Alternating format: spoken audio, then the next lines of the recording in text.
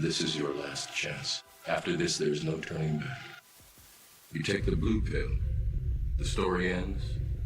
You wake up in your bed and believe whatever you want to believe. You take the red pill. You stay in Wonderland. And I show you how deep the rabbit hole goes. This is a struggle. Let's go. For the survival.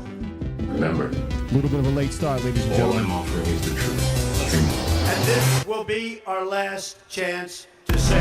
Trying to free your mind. It is this feeling that has brought you to me. At last. No judge in U.S. history has ever told somebody what they can and can't say. The whole purpose of the First Amendment is to keep the government the hell. I apologize about that, everybody. That's probably coming in right now. You know how it goes. You know how it goes. We back, though. We are back in studio, live on the Tru Perspective. Your host, Tru. If you are listening to this transmission, you are the resistance. Today's anniversary show with Rat Castle, who's running a little bit behind, so I'm just waiting on him. You're probably going to hear the intro music play out for a little while. I'm just making sure that we got sound. Let's make sure that we got sound. You know how it goes. Looks like we got sound because we are live on YouTube, Rumble, Facebook, and I'm just waiting for the chats to fill up. And we are live on Facebook. Just want to make sure that do I got sound? Do we have sound? Excuse me. Just give me a thumbs up in the chat. Or a thumbs down if you can't hear After anything. this, there's no turning back. You take the blue pill. There's a slight delay on the on Facebook, looks like. But listen, everybody that's tuning in right now, I see y'all. I see y'all coming in, and you know how it goes. Always something to do with the tech difficulty.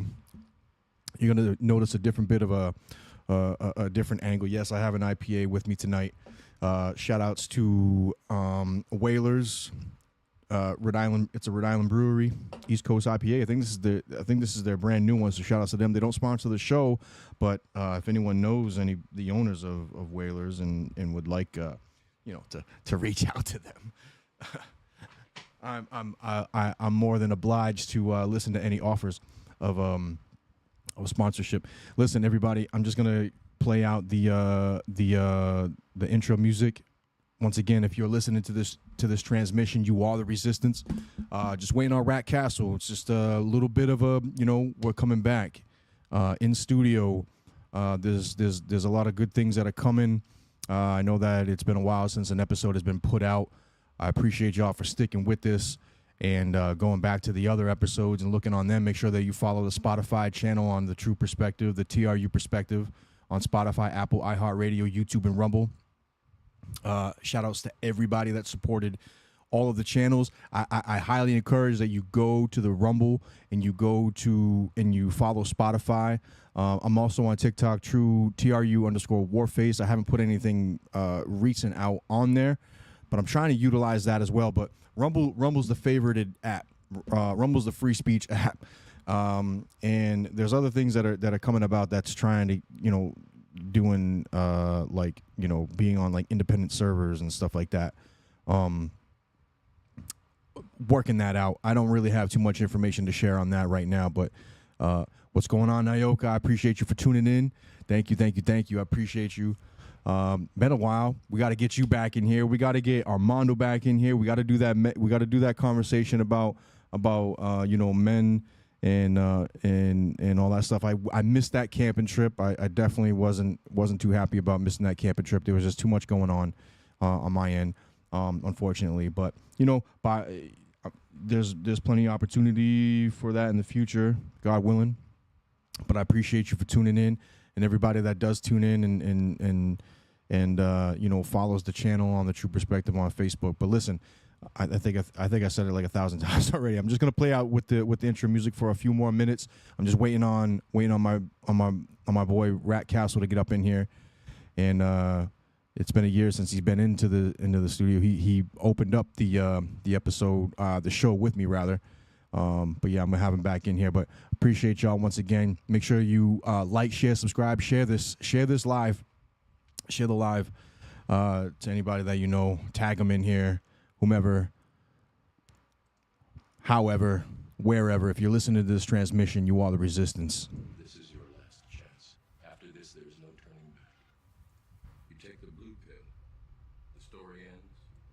You wake up in your bed and believe whatever you want to believe.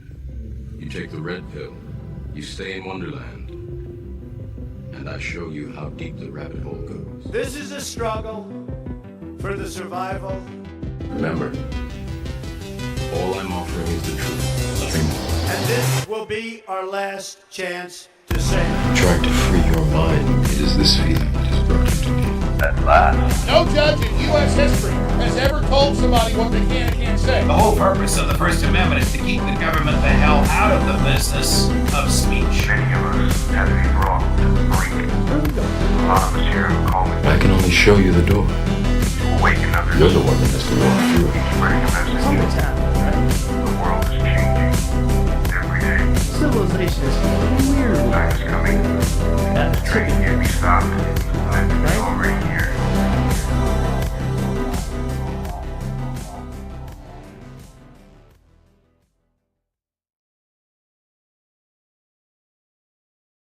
This is your last chance. After this, there is no turning back. You take the blue pill. The story ends. You wake up in your bed and believe whatever you want to believe. You take the red pill. You stay in Wonderland. And I show you how deep the rabbit hole goes. This is a struggle for the survival. Remember, all I'm offering is the truth, nothing more. And this will be our last chance to say. Trying to free your mind, it is this feeling that has brought you to me. At last. No judge in U.S. history has ever told somebody what they can and can't say. The whole purpose of the First Amendment is to keep the government the hell out of the business of speech. Many of us had to be brought to the brink. A lot of us here have called it I can only show you the door. waking up. You're the one that has to walk through it. Spreading a message. Something's happening, right? The world is changing every day. Civilization is weird. Time is coming. At the Train tipping. can't be stopped. And it's already here.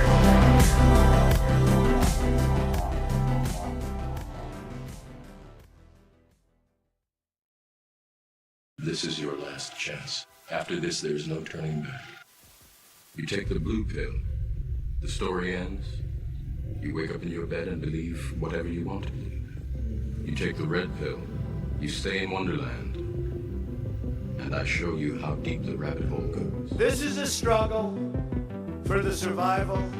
Remember, all I'm offering is the truth, nothing more. And this will be our last chance to say. Trying to free your mind, it is this feeling that has brought you to me.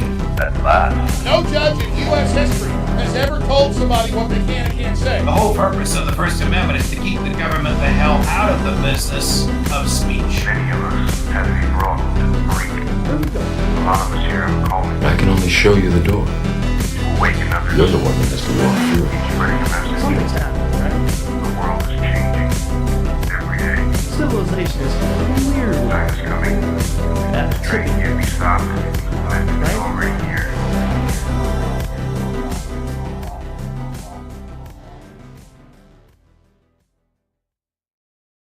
This is your last chance. After this, there is no turning back. You take the blue pill. The story ends. You wake up in your bed and believe whatever you want to believe. You take the red pill. You stay in Wonderland. And I show you how deep the rabbit hole goes. This is a struggle for the survival. Remember, all I'm offering is the truth, nothing more. And this will be our last chance to say. Trying to free your mind, it is this feeling that has brought you to me. At last. No judge in U.S. history has ever told somebody what they can and can't say. The whole purpose of the First Amendment is to keep the government the hell out of the business of speech. Many of us had to be brought to the brink. A lot of us here have called it I can only show you the door. waking up. You're the one that has to walk through it. Spreading a message. Something's happening, right? The world is changing every day. Civilization is weird. Time is coming. At the Train tipping. can't be stopped. And it's already here.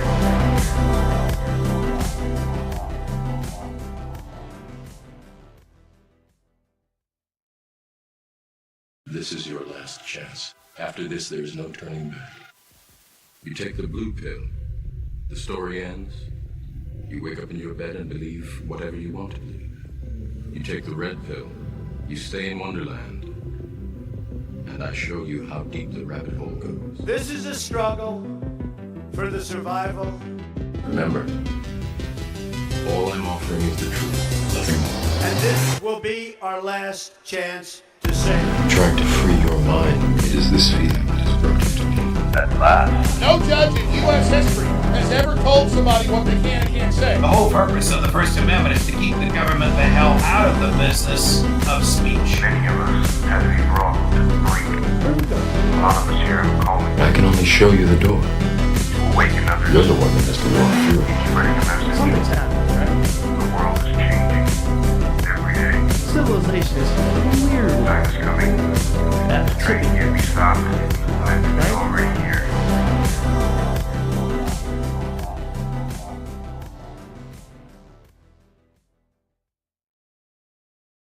This is your last chance. After this, there is no turning back.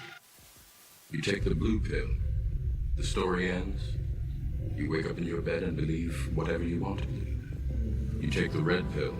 You stay in Wonderland. And I show you how deep the rabbit hole goes. This is a struggle for the survival. Remember, all I'm offering is the truth, nothing more. And this will be our last chance to say. I'm trying to free your mind. It is this feeling that has brought you to me. At last. No judge in U.S. history has ever told somebody what they can and can't say. The whole purpose of the First Amendment is to keep the government the hell out of the business of speech. Many of us have to be brought to the brink. A lot of us here are calling I can only show you the door. to awaken others. You're the one that has to walk through it. Spreading a message. Something's happening, right? The world is changing every day. Civilization is weird. Time is coming. That's Train trippy. can't be stopped. And it's already here.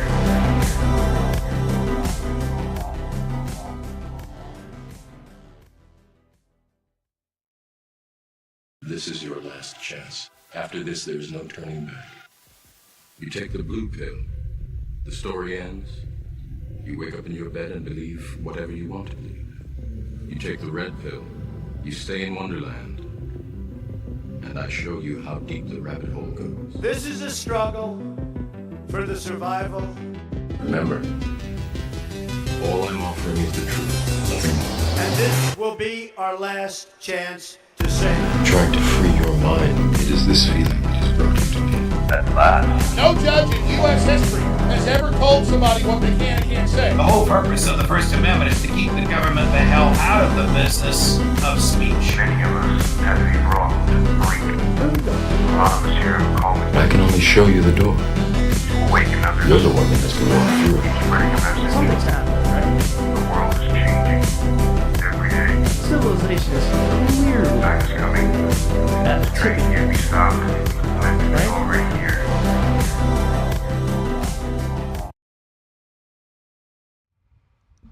All right. I'm still waiting on Rack to get up in here. Just so it doesn't bother or bore everybody. I'll be talking to y'all because it's been a while, and I'm excited to be back in studio. Basically, was just doing some kind of minor changes in here. I changed the table around, so you're probably gonna notice a different angle now. I'm still getting all of that situated. I'm getting new cameras. I was in the process of getting new cameras, and I was going back and forth with a different company that it just wasn't working out. And and they were really good quality, but some of the aspects of whatever the camera was, I don't want to mention the company's name, but they weren't, it just wasn't going to do what I needed it to do, unfortunately, and like some broken pieces and stuff like that, and it came back twice like that. So I'm like, I'm not going to deal with that company. So I'm looking into investing in other things, camera wise, because everything is operating off of decent webcam types.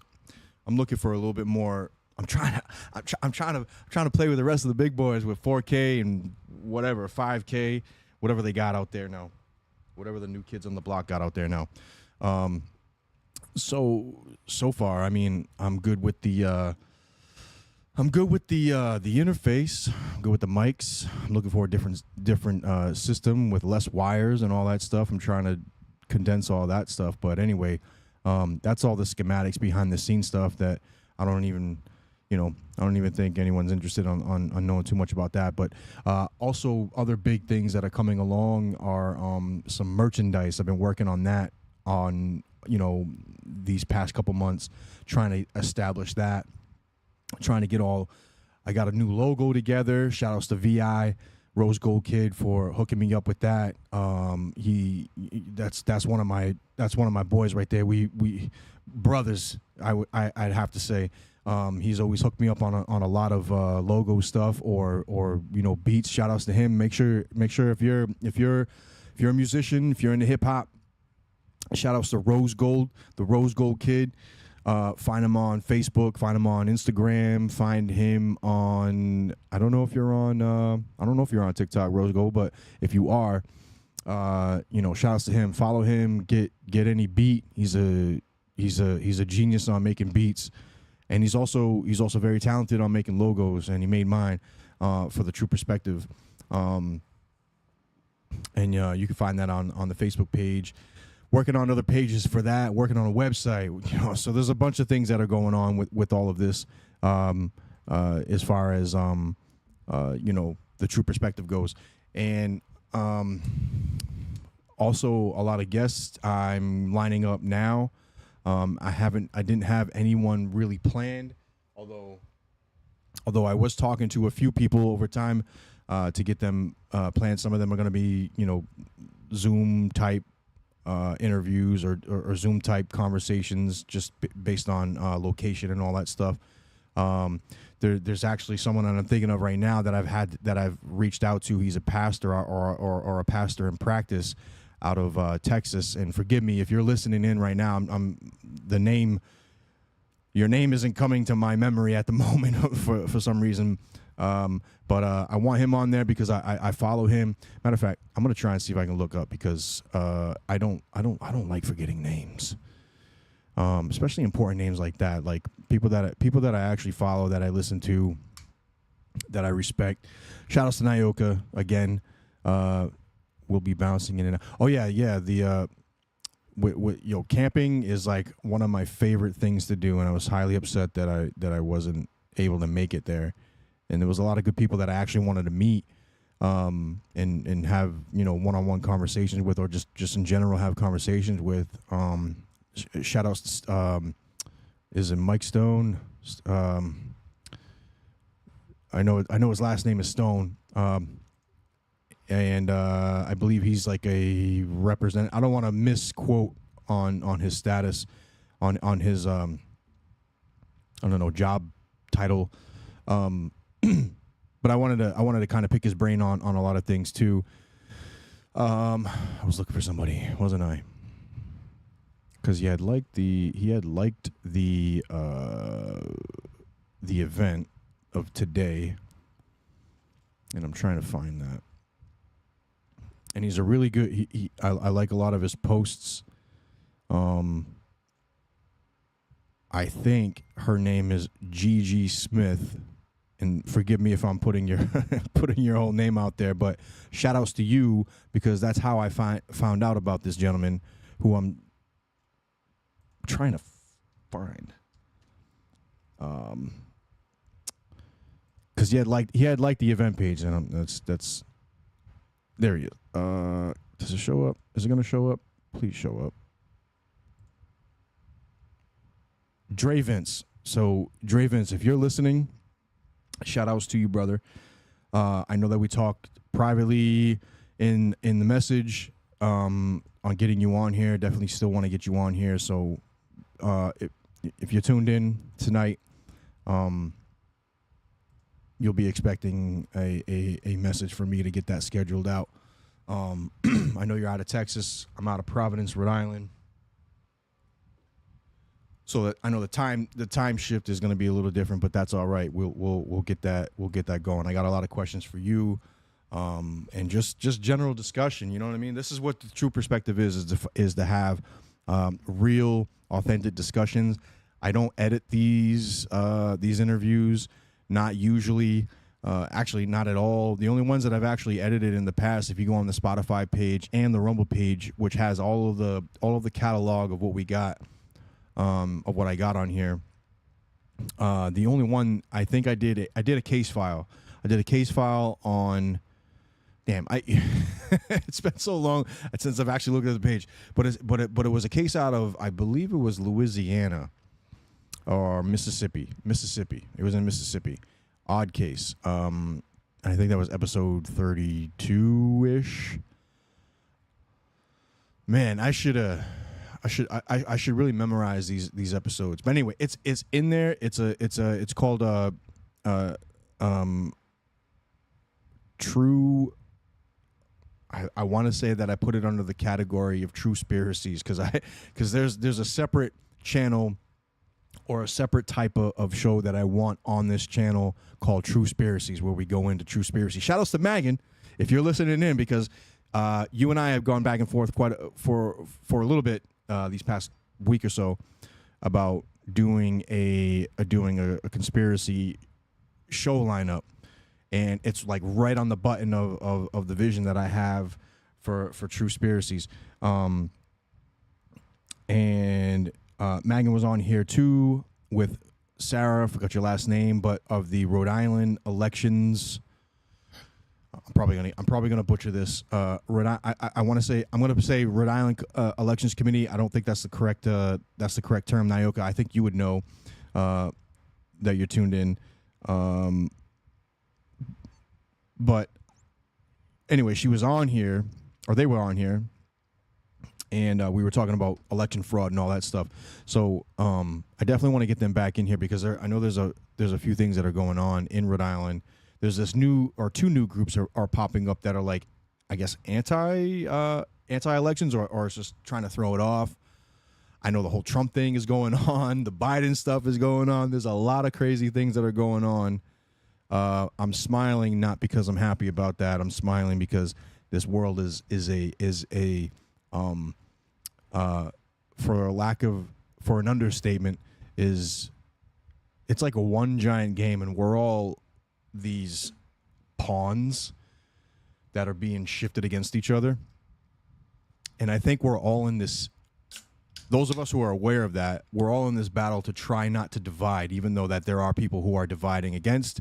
And that no matter what position that we take on the truth, it still divides against those who are, just cognitive dissonance against it. And I think that's been a battle for thousands of years in general, but more so now because we live in this age of technology.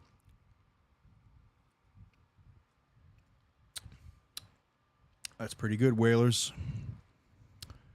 Good stuff. And I'm not even much of an IPA person. I'm really not. I'm somewhat of a beer snob. I'm somewhat of a beer snob when it comes to flavor. I guess I would say I'm a bit of a connoisseur of beer. Because I like beer. I've always liked beer. I've always liked different tastes. In fact, actually, when I was much younger, I drank beer because beer was, like it was just around. Shout outs to anybody that's ever drank 40 ounces of Steel Reserve, 40 ounces of Private Stock, 40 ounces of Colt 45, all that stuff. Good stuff back then. Could never do it now. Not at this age, and not recklessly as I did back then either. Now it's more like, well, I like this flavor. I like, I like the ones that have blueberry flavored in it. I like the ones that have some mango in it or peach or whatever. Sometimes a lot of these, I'm like, I'm not for that. And then they're like stouts. There's porters. There's lagers. Lagers are really good.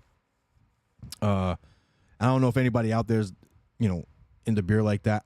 I'm also a whiskey fan too. I've shaved down quite a bit on doing that because I'm gonna be honest. I mean, and this is probably no common knowledge for most people. Alcohol is not good for you. You know what I'm saying? It's not good for you, obviously.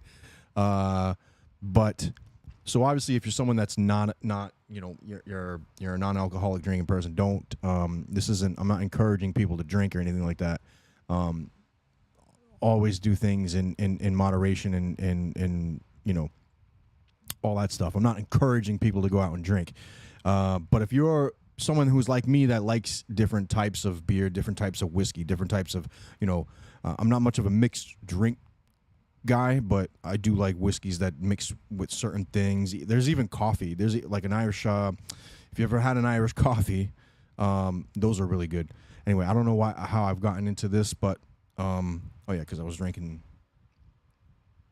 Muse from Whalers. Shout outs to Whalers. Once again, Whalers, if anyone knows anybody, the owners of Whalers, they're out of Rhode Island. They do not sponsor this show, but I appreciate your beer. You do have some pretty good quality beer. I'm looking for sponsors. Just saying. Cheers. Shout out to you. Still waiting on Iraq. You know how this is. Listen. These things, so Iraq, and I'll probably mention this 1,000 more times when he gets here, but the first episode, the first ever episode, if you go to the Spotify and you go to the Rumble page, both of those pages they pretty much mirror each other. Rumble is actually going to show some. I haven't done it lately. I did do it about a month or so ago. I did the thing about how to use a Baofeng radio, ham radio. So I'm doing things like that because I want to get people involved in that. That's like one of my other goal, passion to kind of get people aware of like using alternative communication. So people can say like, oh, well, this guy's really wearing his tinfoil hat because of cell phone towers and the electricity goes out, blah, blah, blah. Listen, ham radios will come in handy as long as there's never an EMP. And so as long as that doesn't happen and just someone happens to just shut the lights off or whatever and there's by no EMP or whatever like that, ham radio and GMRS radio frequencies and FRS frequencies, MERS frequencies, CB also. I have a few of those that are multi-purpose, where it can go on where it can go on CB and SSB, which is called single sideband 11 meters. I'm not going to get into the schematics of what that means on today's show, obviously, but for future episodes, that will likely show up only on Rumble. So Rumble will be exclusive to having those types of informational videos on that. Other stuff too, how to do certain things, but haven't quite figured out how to channel all that in there. But I definitely want to put that together, because I did make a promise to people out there that have purchased Baofeng radios from me, ham radios from me, that I would do that, and I very much intend keeping that promise. I did put out one video, very short, just kind of giving the really basics of a Baofeng. I'm looking into doing all that. What else is there? But this is all just personal stuff of the channel. Recent things have been going on. I haven't really been speaking about it publicly, but I'm very much intrigued on what's going on with Trump. I'm very much intrigued what's going on with Hunter Biden, which seems to be so we have the Trump trials and that all went through, and somehow he became a criminal because of, I don't know, hush money, and somehow that became a felony. And I see people online that are, posting it up saying, oh, this is, now he's a criminal and all that stuff and he's a felony, but it's the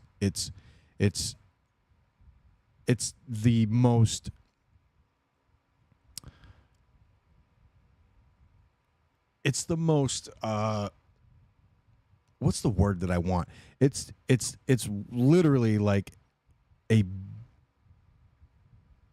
a money laundering case. I mean, not a money laundering case. It's more like a bribery case rather. But it's the least criminal it's the like no one was harmed in this, like, you know, not physically harmed in this. You know, it's not like he was being charged for rape. What they have tried to do. He's not charged for espionage through the Russian the Russia hoax, which he didn't do. It's not like he was charged for, you know, threatening war crimes or anything like that, which he didn't do. All of these, so it's very bizarre on, like, although I'm not surprised. And listen, when I say this too, it's not even in, like, I'm not even defending the guy as far as, like, some policies that may not be agreeable, but I'm also, like, say if it was you on the stand, you're the president of the United States, all of these people are against you, they're trying to pin these things on you.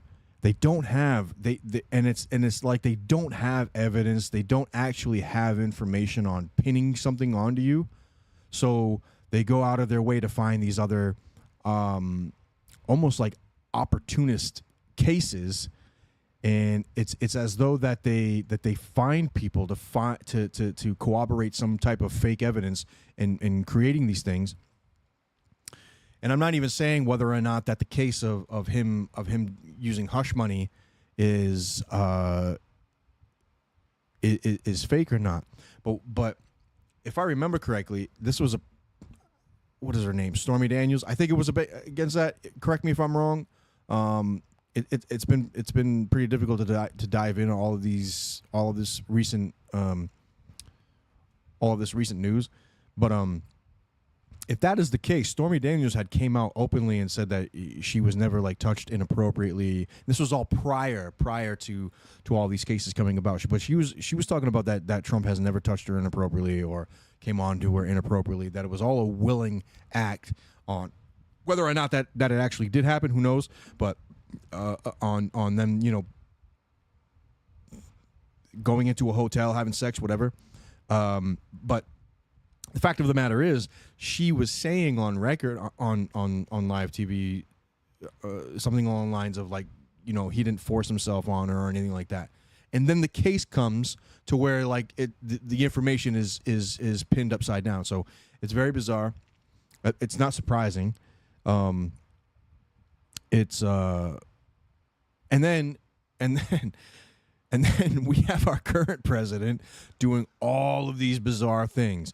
All, like the diary, for instance, on his daughter, on his son for doing deals with China, and also doing other pedophile things with foreign women, underage women, the drugs and all that stuff, and then this gun charge, which he's probably going to get a slap in the hand with for. And that's not going to be a surprise, but also, like, we have a man in office right now that's he doesn't know where he is, and it's like, and this isn't like repeated, because this isn't repeated information. Like, you can obviously see that there's a sick man in office right now who cannot operate as a human being, whether it's a facade or not. It's obvious that whatever this administration is doing has been completely anti-human, anti-American, and anti,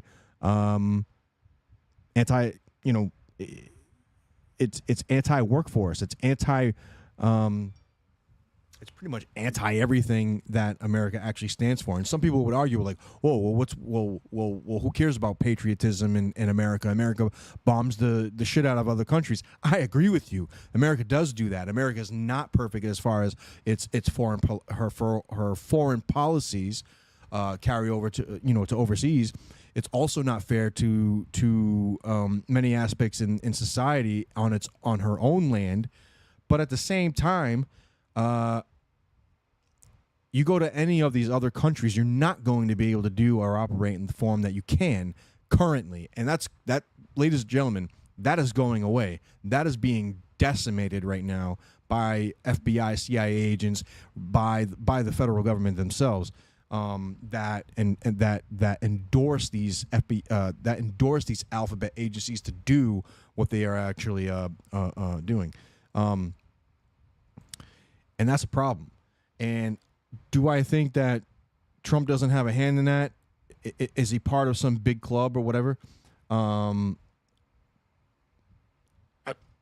Yeah, I do. I think that's a possibility. That's definitely a possibility. I don't know. I don't know the entirety of the lifestyle of these people. But all I do know is that once this man came into office, what is it?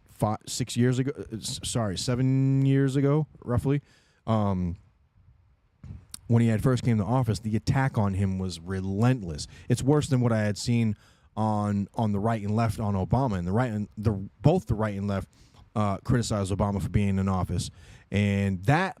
But that was a psyop because, and the reason why I say that was a psyop because it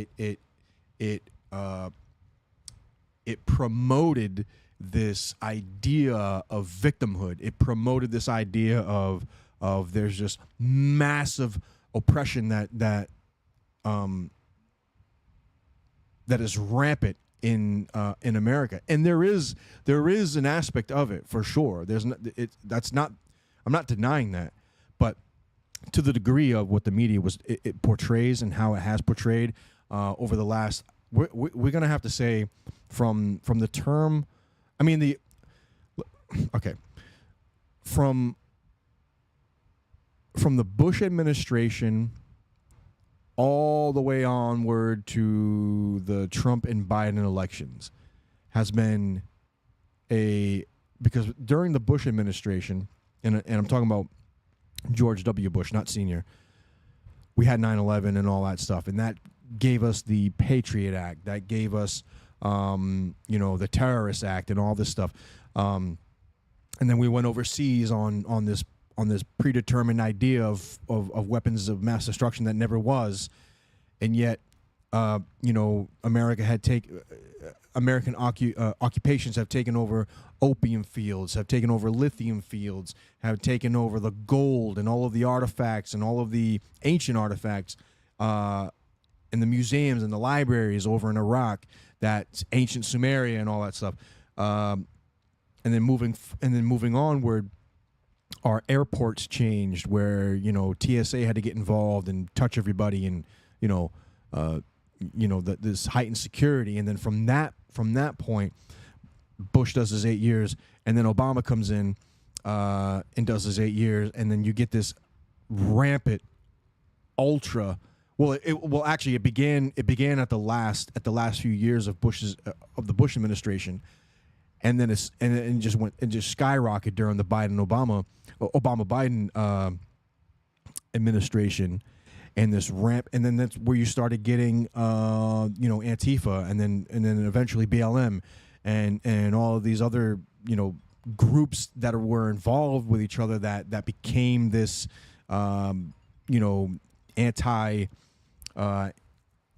appeared to be anti-establishment, but most definitely became this victimhood idea of the establishment. Rack looks like he's calling in, and I think that he's probably at the door. So I'm gonna put the intro on, and we're gonna come back with Rack on the Tru Perspective. So everybody that's stay tuned. We're gonna be right back. I appreciate y'all. I love y'all. Thank you.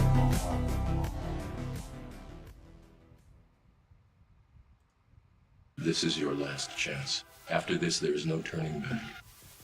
You take the blue pill. The story ends. You wake up in your bed and believe whatever you want to believe. You take the red pill. You stay in Wonderland. And I show you how deep the rabbit hole goes. This is a struggle for the survival. Remember, all I'm offering is the truth, nothing more. And this will be our last chance to say. I'm trying to free your mind. It is this feeling that has brought you to me.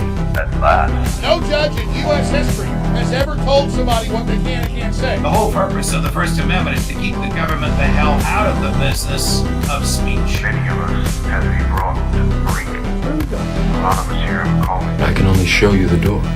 to awaken others. You're the one that has to walk through it. Spreading a message. Something's happening, right?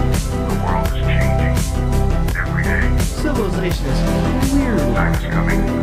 That The train tipping. can't be stopped. Momentum is Right? already here.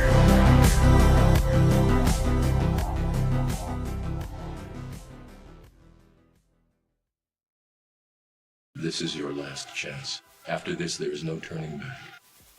You take the blue pill. The story ends. You wake up in your bed and believe whatever you want to believe. You take the red pill. You stay in Wonderland. And I show you how deep the rabbit hole goes. This is a struggle for the survival.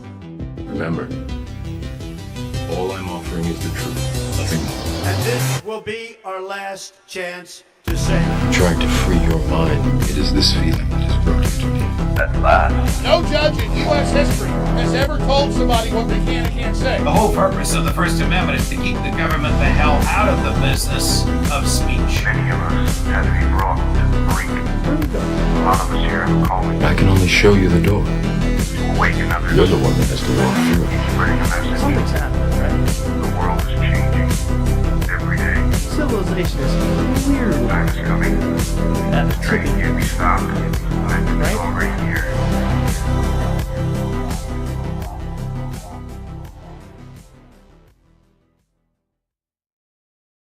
This is your last chance. After this, there is no turning back. You take the blue pill. The story ends. You wake up in your bed and believe whatever you want to believe. You take the red pill. You stay in Wonderland. And I show you how deep the rabbit hole goes. This is a struggle for the survival. Remember, all I'm offering is the truth, nothing more. And this will be our last chance to say. Trying to free your mind. It is this feeling that has brought you to me. At last. No judge in U.S. history has ever told somebody what they can and can't say. The whole purpose of the First Amendment is to keep the government the hell out of the business of speech. Many of us had to be brought to the brink. A lot of us here have calling I can only show you the door. to awaken others. You're the one that has to walk through it. Spreading a message. Something's happening, right? The world is changing every day. Civilization is weird. Time is coming. That The train can't be stopped. Momentum is Right? already here.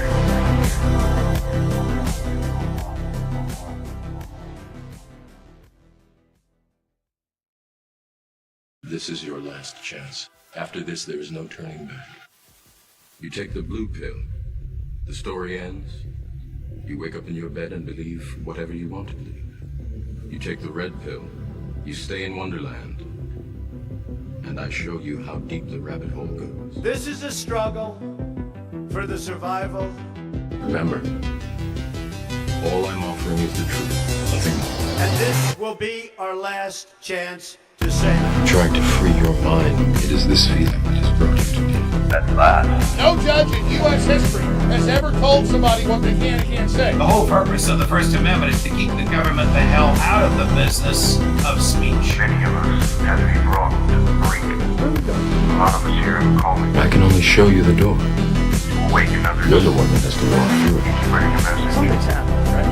The world is changing every day. Civilization is weird. Time is coming. That The train can't be stopped. Momentum is Right? already here.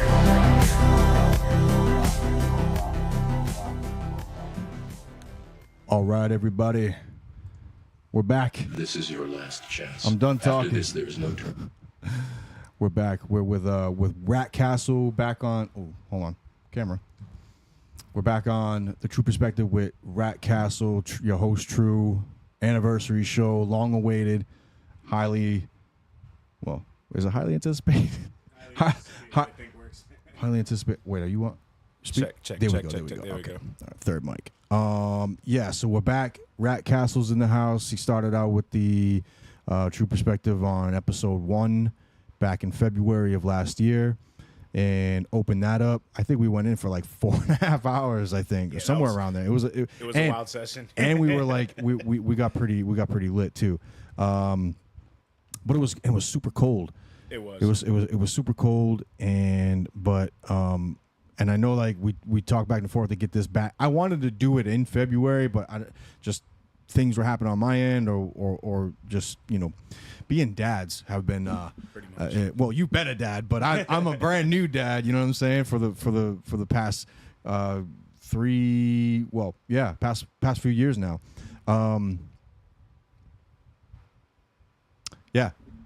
No excuses though, because we're here. So I mean, what's going on, man? It's been a while. Hold on, I'm just checking the chats, making sure. Okay, we're good. I think we're all good. Yeah. But yeah, Rack is in the house, and I've been waiting to do this podcast for a little while now. You see the setup now is a little bit different from last time. Yeah, Before it was like switched over on the other side. So, I'm working on. I'm still working on like the lighting stuff. I know that I got that little globe in the back of you over there going off. I thought that was gonna light up a little bit, and then I have that light up there, which kind of does okay. I don't know. Sure. I mean, it's definitely coming along. I mean, it looks a lot better than the last time I was here. Yeah. Last time that you were here, it was still a mess. Not a mess, but it was still going. Starting up. Yeah, it was starting up. I don't think I had the booth all situated yet. Nope. I still got like the back end of that to do, but I don't know. I'm probably gonna do something different with that. I don't know. But yeah, man, what's been going on, man? We haven't seen each other in quite a while. A lot of things have been going on in the world. Yeah. Oh, by the way, cheers, dude. Cheers. This is Whalers. It's I don't know if it's a Pawtucket, but it's out of Rhode Island. Yeah, I like these. Yeah, these are good. Shout outs to them. They don't sponsor the show, but if they want to, you can. Shout outs to you. Cheers. We're gonna drink it anyways. So it's good stuff. That's actually that you have the East Coast one, I think. Yeah, I normally drink the ones that they're like a lighter blue. Yeah, in the same can though. Yes. The guy today at the store said that those are their new ones that just came out. So I didn't know that they had a new one coming out, but that's pretty dope. That is pretty dope. Yeah, they're pretty good. They're pretty tasty. Not too hoppy. Yeah, that's the thing about IPA. Sometimes it just feels like you're sucking on a quarter. You know what I mean? Yeah. Like I know those are the ones like I got real deep into IPAs at one point, and then I tried the Dogfish Head. I think it was like that stuff. The one that comes in like just a 4-pack. Yeah. And I couldn't figure out why it came in a 4-pack until I drank 2 of them, and I was like, all right. Yeah, they're like 8 or 9%, aren't they? It's somewhere around there, right? Yeah, it's ridiculous. Yeah. They're. I mean, I guess that's the good thing about like a good IPA where it'll get you. I don't really, but here's the thing. Like even now, like I don't even look to get to that level so much. I just enjoy taste. Like I really go for taste. And if an IPA has like specific, like you said, like if you don't feel like you're sucking on a quarter the entire time, and some IPAs are like that too. But if you're not like sucking on, if you don't feel like you're sucking on a quarter and you can enjoy it, some of these IPAs that I've come across in some breweries, like have you ever been to Trinity Brewery? I have. Trinity Brewery. The one in downtown, right? Yeah. Right off of Empire Street, I think it is. Mm-hmm. Shout outs to them too, because they have really good beer. I was actually really surprised. Not like to say like they can't. I don't think anyone in Rhode Island can't do that, but I haven't been there in years, and I didn't know. Yeah, I think it's also the experience. Just you walk in there and you just you see, like, at least because I like to go to the downstairs bar. I didn't even know they had a downstairs bar, dude. No, I don't like to hang out upstairs because the first time I went with somebody that was already hip to the location. You know what I mean? So they're like, yo, cool kids tables downstairs. So we ended up going over there. But then like if in the bar downstairs, you can see like behind them they have like all the barrels where they're brewing the beers and shit. It's real dope. Yeah, because I was there. We ate there, and over. But this was upstairs, like right when you walk in, and we were sitting at the back. But yeah, you might be talking about the same thing. But there's this section behind the bar, behind like a plexiglass or whatever. Yeah. And I guess that's their brewery station. They have pretty good selection over there. Actually, I enjoyed most of it. Yeah, they do. I tried last time I went. I got really drunk. Yeah, because we went to the Kevin Hart show, right? So we found parking like on Atwell's, like right near like that hotel. I think it's the Hilton. And we're like, all right, we got a little bit of time to kill, so we popped in there, and me and my wife, we each had a beer, and I was like, you know what, I'm gonna have another beer. Mm-hmm. And then we went to the show, and then one of my buddies, he just, every time he went up for a beer, he just got like 4 or 5. So we ended up doing that. And then after the show, we went back to Trinity to go have some more beer because I told them the beer was pretty good. Nice. So yeah, I ended up walking out of that place pretty wrecked. I'm not gonna lie to you. They have a flight. They have like a flight tray. I think you could pick pretty much all of their beers. They have 6 beers on tap, whatever that they're brewing, and you can get it as a tray. And I think they charge you for like a pint because I think it adds up to a pint or something like that. So I did that. It was pretty good, man. It went good with the taco bowl that they have there. It was pretty good. Yeah, man. Yeah. I'm always down to try new Their beer. food's good too. Their food's I just wanted to try it, and I hadn't been there in years. Like I think it's fairly. I mean, I don't know if it's fairly new because it used to be an Irish pub or an Irish bar, back in, I don't know, 2013-ish maybe. I might be wrong about that. So I don't know how long it's been Trinity Brewery. Anyone that's familiar in Providence or whatever, familiar in Rhode Island, they might know that, but I don't. But yeah, I've been there. I've been to BJ's Brewery.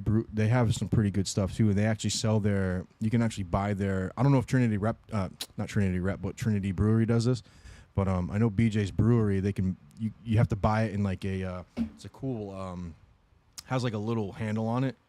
It's like I want to say it's a pint of whatever they have. I want to say that. Pretty sure. Makes sense. It's like a brown bottle, like a blacked out bottle. So like. Yeah, those are usually pints. Well, I mean. Yeah. I'm no. Has a cork on it. Mathematician, or you know what I mean. I don't know. Yeah, I don't know. Measurements, but I know that they do that. Like, cause I asked, I was like, hey, if I wanted to, like, where can I purchase, your stuff? They said you could purchase it here. I was like, oh, what does it come in? It's like, we only bring it in, and they don't do cans or small bottles. They do the pint bottle or whatever. So I'm like, dope. I hadn't bought it yet, but BJ's Brewery is they're pretty good, and they have a huge selection too. Yeah, I went to this one random brewery I think it was in Cumberland somewhere. Yeah, it was so like I don't remember Cumberland. Yeah, it was so strange. Like it was, I don't even remember why I was there, but I ended up there with a bunch of coworkers. Like I think it was somebody was leaving or something like that. Yeah, they're like, oh, pull up. They called it I think it was the Ravenous, maybe. The Ravenous Rave. I don't know, something to that degree. But like, it was weird because it was almost like an auto shop that got shut down and rebuilt into a brewery. Yeah, they had the garage doors. Oh yeah, like that's all dope. along the sides. It was pretty dope. And then like, I didn't even realize until like halfway through the night that they brewed everything in the house. Because like I'm watching people come in and they're walking out with 6-packs. And I was like, once I actually caught a glimpse of that, I asked my buddy. I was like, bro, what they sell beer here to go? They're like, yeah, the beer you're drinking is made here. I was like, oh. That explains why I'm so fucked up right now. So that's just like I like places like that because I feel like they're because it's like nowhere else has that beer. Yeah, and if it's good, like for instance, well, I mean for them, I mean obviously I'm pretty sure it brings business to them just for that aspect alone. But you can, it's like you're getting exclusive stuff that nobody else has. You just and can't get it anywhere. You know what I'm saying? Else, You can't get it anywhere else. So that's pretty cool. I like that. And when they have a variety, that's really dope. That's really dope. Yeah, they had a lot. There was this one beer that they had that almost looked like a Guinness. Like it was all black. And Stout. Good stout. I like good stouts. I can't. Like, I could, but I don't know. Something about it just turns me away from it. Yeah, I'm like that with Guinness too. And Guinness is really good, but like I have to be in the mood for it. Yeah. Because it's heavy. It's just a heavy liquid that's in your belly, Yeah, the first time I've ever had a Guinness is because I got it for free, and like I was playing pool that night. I was playing pool league, and then this dude was like, "Oh, let's play some 9-ball after or whatever," because when you play pool league at certain spots, you get the table for free afterwards. So this dude, I'm playing 9-ball with him, and he accidentally orders. I don't know if this is true or not because, people, they'd be like, oh, I have an extra here. Just take it. But really, they bought it for you and just didn't know what you drink or didn't want to ask because I've been there before. Forced the beer on you. Like, this guy take just this had beer, like dude. three Guinness. And he's like, well, I'm going to drink these 2. You drink that one. And like I was already trying to be out, but I didn't want to be like, you know what I mean? I didn't want to be rude or anything. So I drank the beer and it wasn't bad. Yeah. It wasn't bad. But definitely maybe not something I would like go out of my way to or like I wouldn't order it. You know what I mean? I wouldn't eat too heavy on Guinness either because it fills you. For me anyway, it really fills your belly. Like I wouldn't, and the thing with Guinness, like I can have one or two, and then after that I'm like I don't really want to drink anything else really. Yeah, because you get bloated. Yeah, super. IPAs are pretty. They're pretty okay, but wheat beers. I don't know, because sometimes they're funny too. Even like if you eat certain things like before, I don't know. I've always had that issue, like not to eat in it like a huge meal, especially if I'm eating while I'm trying a new beer. I'll only have like one, because like if I go for another one, if I eat my entire meal, if I've been really hungry, and I drink that beer or whatever, like it's like you're going to sleep. Yeah, or you're going to sleep, and you're like, why did I do this to myself? And I hate myself for it. Yeah, and then you're just uncomfortable for the next hour. And like, you're you uncomfortable. Get home and you're there. like, and like you don't know if you should sit down or stand up or lay down. Exactly. But what sucks too, like, because I've done this to myself so many times. Like if you're trying to just chill there and have a conversation, but you're full. You're just full of food, and you're full of whatever beer that you drank prior to that, and you're trying to, and then the waiter comes up, the waitress comes up, and you want to refill, and it's like, you still probably got like an hour left or whatever conversation or whatever. You're just chilling, and you say yeah, and you're like, damn. As I get older, I'm noticing now, like I can't even finish beers anymore. Like it's some bitch shit. Yeah, no, dude, it has to be like getting older, because like it has to be. I've man. never been this way until I turned 30, bro. I've never left a beer on the table. Like because like Camp Nowhere is like one of my favorite spots. Oh, dude, shout outs to Camp Nowhere. Yeah, huge shout out to Camp Nowhere. What a great idea. Sliders, dude. Great idea. The whole establishment is just phenomenal. They don't sponsor the show either, but shout outs to Camp Nowhere. Genius idea. And Taco Barn, which used to be Dr. Duff's. You been there yet? Yep. Yo, they redid everything. Last time I went, it was still Dr. Duff's. Yeah. And then they shut it down for a little while or whatever. I don't know what happened, and then they opened up. They redid the inside, and their whole menu is just tacos. I think you can get like other little small items, but their whole menu is, you can get barilla tacos on there, man. Oh, nice. My goodness. I'm gonna have to stop by. No, dude, like you have to stop. We have to go there. Like, I'm gonna have to hit you up next time when we go. When I'm going out there, like, dude, come along, because their barilla tacos are. Shout outs to them, because if anyone's in Rhode Island, if you ever pass through Rhode Island, go to Dr. Dove's and get their barilla tacos. They're good, really good. I've tried a barilla taco once before, and I didn't have a good time. But a lot of people say a lot of good things about it, so I know that it was just that one specific. Where was it? I don't know. It was like somebody just showed up with a bunch of tacos. I think it was like my brother-in-law or something. I brought them for my wife, and my wife was like, "Oh, try it." But I'm not a big pork eater, you know what I mean? And it was pork. So no, these are beef. Yeah, so it was. It should have been beef. Should have been. Yeah. Or maybe it was beef. I don't know. We didn't I wasn't told what was in it. I didn't really enjoy it. But again, like I know everybody loves them, so it just must have been. When I first tried that, I was like, "What is this? Like this? I don't even want to eat tacos like the way that we grew up as kids eating tacos, like the regular beef and the cheese and the lettuce. Oh yeah, I want barilla tacos, yo. Yeah, dude, yo, that's my favorite. Tacos is something else, bro. Like once more recent, I want to say over the past few years, like I've been like if I ever want tacos, I usually just make them myself. Yeah, facts. You know what I mean? Because dude, it's like you gotta have my barilla tacos. I'm gonna have to. You're gonna have to. Yo, listen. Not. I'll make the salsa. I'm terrible. I'm probably a terrible friend for this too, because like we'll make food. I make food. I don't even want to give away the secret, man, because. Don't do it. Yeah, I can't do it. Don't do it. I can't do it. It's the exact recipe, but the way that it's cooked is you won't even expect how it's cooked. Yeah. But anyway, there's so much of it. Like I'll give one part away because it's just part of the ingredient. It's a beef chuck. Mm-hmm. I think it's a beef chuck shoulder.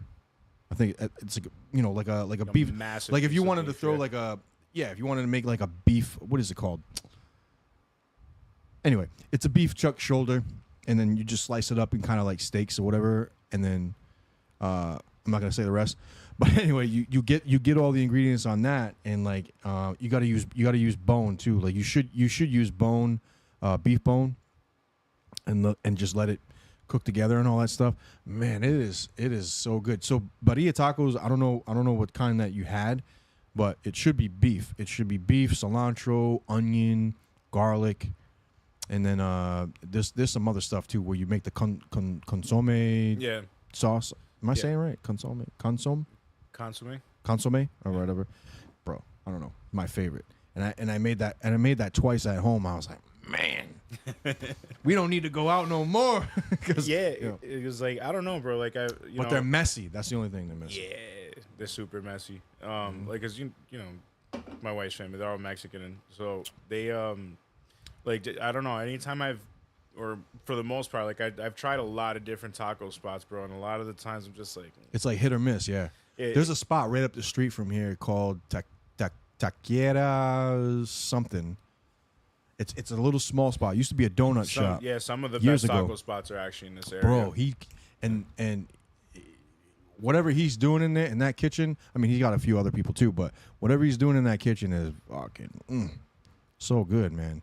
Oh yeah. I'm a fan of Mexican food. Shout out to the Mexicans, yo, because yo, they change it up, man. And there's so many around over in this area. There's so many around over here. They're taking over. Oh yeah. Taking over with that food, man.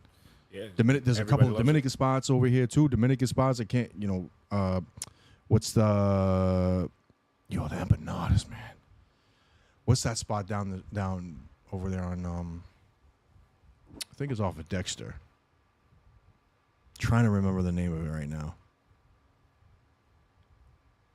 Am I thinking of the right place? I'm not sure, bro. There's so many spots. There's so many spots with the empanadas, and then you got over on Lonsdale, the Colombian spot. It's a Colombian bakery. Man, why am I not remembering this? One of my favorite I think spots. I know exactly what you're talking about. That place is Caprichos. Yeah, Caprichos. That place is lame. I love their style of empanadas, the Colombian style with it has like a potato. Yeah, it's a beef in little it, it's a man. little different, but yo, it is really good. So good, yo. Yeah. So good. And Definitely then different than what I grew up on. But like once I tried those, I was like, whoa, what is this? yo, This is amazing. what's the how you say arepa con queso, right? Am I saying it right?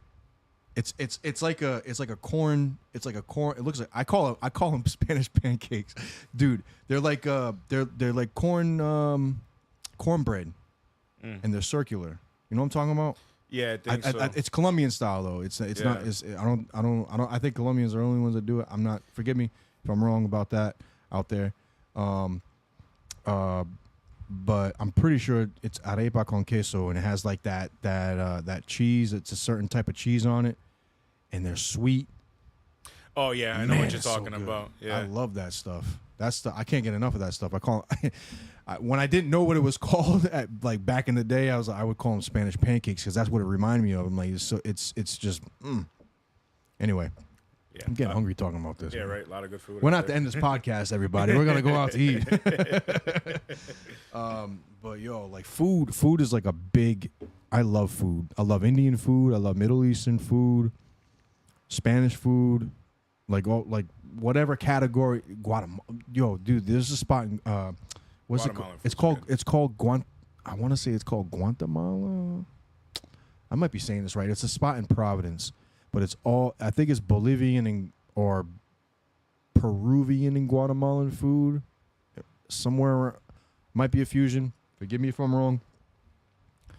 Man, like whatever you get out of there is like you just want to keep going back. Yeah. There's another spot called Shark. I believe it's in Central Falls, not too far from here. And they have like I believe they have like a Peruvian and Asian type of fusion. Oh man, this is rice. I'm gonna get it wrong right now. They actually just opened up a spot like that right on Admiral Street in Providence. Admiral, yeah. Dude, there's so many spots like that. I love like cultural food. Yeah. Like different cultural food. Cause like you can have American food no matter where you go. You can have burgers, fries, and all that stuff. And I'm not hating on it because some people can, know how to cook a good burger or steak or whatever. But man, like if you go to like other cultural foods, like Brazilian food, the flavors, that's what matters, yo. Brazilian food, Dominican food, Venezuelan food, or Guatemalan food. I've literally gone around the world when it comes to like that area of food, and then you have Indian food and Middle Eastern food, Italian food. Yeah, Mediterranean. It's crazy. Yo, Mediterranean is crack. Yeah. I struggle a lot though sometimes because like I'm so like hyper allergic to anything that comes from the sea that like I have to be real You told me about this too, yeah. Because like I this. walked into there's this Peruvian spot called Machu Picchu. Mm-hmm. I can't even walk in there. Nah, there's just nothing but fish and whatever. Yeah, right? nothing like it. Is it just fish or is it shellfish? All of it. All of it. Yeah, Sucks, it does suck because it turns out that most people that are allergic to seafood are either allergic to fish or shellfish. Mm-hmm. Never both. Never both, yeah. But lo and behold. Damn it. So you can't even have salmon. Nothing. Salmon is crack. Oh my God, man. Salmon is so good. And so is swordfish. I heard. You I can't heard have about none of that, too. dude, huh? Nothing. So wait, is it fish from the sea? Like is it seafood? Because seafood, like the ocean and I don't know if there's a difference. As far as from what my doctor told me, because it was almost like an like don't even do it, right? Like, yeah, I mean, it's pretty much like don't bother because what was weird and how my doctor identified what was going on is that like I used to be able to even be around like if you had a plate of seafood I'd be fine, but these days I can't. You know what I mean? You can't even smell it. I can't even smell it. And so, it messes with you. Damn, so that's crazy, I found out that so my mom always thought that I was just being exaggerated. Yeah. But like because Dominican, we eat the bacalao, which is just codfish. Yeah, right? yeah, codfish. Yeah. So when too. she would cook it, I'd be like short of breath, and so I told my doctors about that as I got older, because the older I got, the more sensitive I became to it. And it turns out there's like a protein in the fish, and that's what I'm allergic to. Wow. So when you cook it, it gets released. No So way. that's why I can't be around it. You can't even be around it. Yeah, That's crazy. it's crazy. That is crazy. Yeah, it's wild. So like I have to try to like, so a lot of the foods I eat, like I don't have such a wide variety. Like I notice a lot of people do. Yeah. But I mean, like my wife, I feel bad for her because she never eats seafood anymore. Yeah, But yeah. I'd be telling her like, "Yo, go grab a couple friends, go get like a seafood. Yeah, boil." go get She's a always seafood wanted to try platter. it. Yeah. Just have at it, But yeah, no, I have to be really careful because, like in retrospect, when I tell somebody that, So I'm it's not allergic even to like seafood, it's not even like a little thing. Like you have to it whatever. It's a massive reaction. yeah, my tongue swells up. Yeah, and dude, I you stop should breathing. probably hold an EpiPen around I do. you. I got one in my car. Oh, dude, dope. That's good. Good. Yeah, I have to get those things renewed. Yo, Luckily, but- I never needed it. But Yeah. At least you can have steak. yeah, facts. I mean, steak. Because steak's another one of my favorite foods. Shouts to all the vegans. They're gonna hate this episode, man. You are missing out. Vegetables scream too. Vegetables cry. It's a scientific fact. Go look it up. That's actually a bizarre like truth too. Like mushrooms, Oh yeah. lettuce, tomato. They react when they're like cut off of the branch and when. So Yeah, everything's life. There's even like even things that come to eat like leaves from a tree. I read some shit the other day. It blew my mind. Yeah. Apparently the trees have this like ability to like sense that they're being eaten or something like a predator or whatever is around to it's essentially gonna eat the leaves. Messing with them, yeah. Yeah, so they let off they release this whatever it is that they do, and it essentially changes the taste of the leaf. Oh yeah. And then they also send out like a signal to like all the other trees, letting them know too and shit. And I was like, I don't really remember exactly what everything was called, but like I read that, I was like, wow, that's interesting. Yeah. I gotta send this to a vegan. Yo, yeah, I read that, and I think it was like I watched this guy. Well, I don't know if Brave Wilderness. He wasn't the guy that I watched. I don't know why I brought him up because it just made me think of the stuff that he does. But I was reading something or listening to something about what you were just talking about, and it had Oh shit, just messed the camera up. It was talking about what you were talking about, and when like a critter or whatever that's chowing down on this vegetation or whatever, it secretes this. I don't know if I know what you're saying too. It's not a pheromone, but it's like some type of toxin, but it's not a toxin that harms or anything like that. It just eliminates the taste of whatever that animal is eating, and then the animal just like doesn't want it anymore. Yeah, it's crazy. But that means that they're able to communicate. That just means that they're able to they're responding to whatever that's happening to them.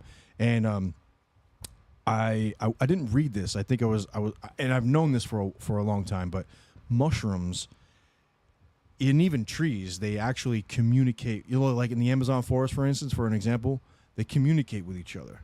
Like all of the flora and all that stuff. The leaf, not the leaves, but whatever plants that are attached to whatever, they all communicate with each other. Mushrooms are a prime example of that also, because they're for whatever reason they're connected with like all different sections of vegetation. Yeah, it's fungus. Yeah. And it communicates with itself, but also, like you said, trees, different types of vegetation does that too. So I mean, everything's alive. Everything literally is alive. Yeah. You know what I mean? Yeah, I mean, I guess it really just depends on the person. So you know? so the vegans are gonna come to terms with we can't eat anything. You're not allowed to eat anything now because the lettuce screams out. I'm not trying to make fun of life consuming life, because I just I think there's an obvious purpose for that. You know what I mean? Like, for instance, you want a tomato. Life had to produce that tomato, right? It had to come from a seed, to form into a branch, to form into the leaves, to form into the buds, to form into the tomato, right? And then the human comes along and say, I want that tomato. That tomato is going to give me sustenance. That's that circle of life type shit. You know what I'm saying? Or I want to make that tomato. Just need to understand that shit is completely fucking normal. Like it's just. I mean, yeah. It's totally normal. It's, you know what I mean. Even with eating animals, like they were put here for that purpose. Right. You know what I mean. So it's like, I don't know. It's historical, and some would argue that it's biblical, and actually it is. It is biblical. I think that like they do make a valid point where it's like, you know, I guess in some retrospect, like you could think like you shouldn't eat anything you wouldn't kill. Yes. You know what I mean? Correct. Yes. I can get behind that. Yeah. But 100%. If you're telling me that I have to slaughter a cow to eat a steak, I'm gonna do it. Mm-hmm. You know what I mean? No questions asked. Mm-hmm. So in the most humane way as possible. Of course. You know what I mean? But still, it's the same thing when you're eating a plant. In fact, they say that that's why plants are better for you, because you're eating something that's alive. Mm-hmm. You know what I mean? Versus like the meat that's dead. But it's like, if you want to talk about torture, can you imagine being eaten alive, bro? So who's really the bad guy? You know? Yeah. It's like, no, that's a good. I think that everybody should just come to terms and just shut the hell up, because at the end of the day, you're destroying something, and you need that to live. You know what I mean? I just think people just. I literally don't think vegans ever existed until like the 21st century, 19th, 21st century. Yeah. I don't know the truth behind that. I don't know when veganism became a thing, or you know, whatever that is. I mean, I'm not knocking them. I mean, if vegetation is the thing that you want, then, you know, by all means. But it works. It works for some people. Yeah. But I mean, we have ancestrally record of, you know, you have the Hopi Indian tribes that hunted the buffalo. You know what I mean? They hunted buffalo. They used the buffalo for their skins. They used the buffalo for their bone. They used the buffalo for their meat. And that's probably the most respectable way on hunting an animal or slaughtering an animal. You're using all aspects of what it is. I don't think we do that so much today, which is probably you know what I mean? Like, we're not wearing the skins. I mean, I guess some people are wearing the skins, but we're not like, that's not what we're hunting the animal for or killing the animal for. We're just eating the meat and then discarding everything else. Yeah. But you know, so like you said, I can get behind if you're utilizing the entirety of the animal, or if you're just using the animal for sustenance and you're just not killing just because. Yeah, I mean, totally, I could totally get behind that. Why are you just killing an animal for whatever reason? You know, what I mean, that doesn't make any damn sense. Yeah, and I understand. Well, I mean, not really. I But guess then, I don't understand it. Like those people that like go out and they go hunting and then they pose with the animal they killed and they chop their heads off, hanging it up on the wall and stuff. And I'm like, what? Yeah, Like, I don't get behind that either. I mean, I don't knock it, but I don't Right? get, Yeah, I don't exactly. get behind I it. don't knock it, but it's like that's not something I would do. Yeah, You yeah. know what I mean? Or like I can really like fully agree with, because at the end of the day, it's like I have watched animals get slaughtered. Something like now I don't eat pig like that, but I saw a pig get killed once, bro, and that was traumatic. Yeah. They kick, they scream, and like for a long time. They like, scream though. They scream Yeah. like a child. It's They it's traumatic. legitimately scream like a child, bro. Yeah. Like it's crazy. Like a child that's in pain or whatever. Mm-hmm. If you put a pig's maybe I should pull something up. No, I shouldn't pull. I shouldn't do that. Not that part anyway. Just not that ruin part. your whole day real Yeah, quick. yeah. But the noise. I don't want to show it. Maybe. Anyway, the noise of it though is like, even when they get pissed off, like when they're threatened, when they feel threatened or whatever, they squeal, and it's alarming. It's ear piercing. It's very ear piercing. But there also is an aspect of like when people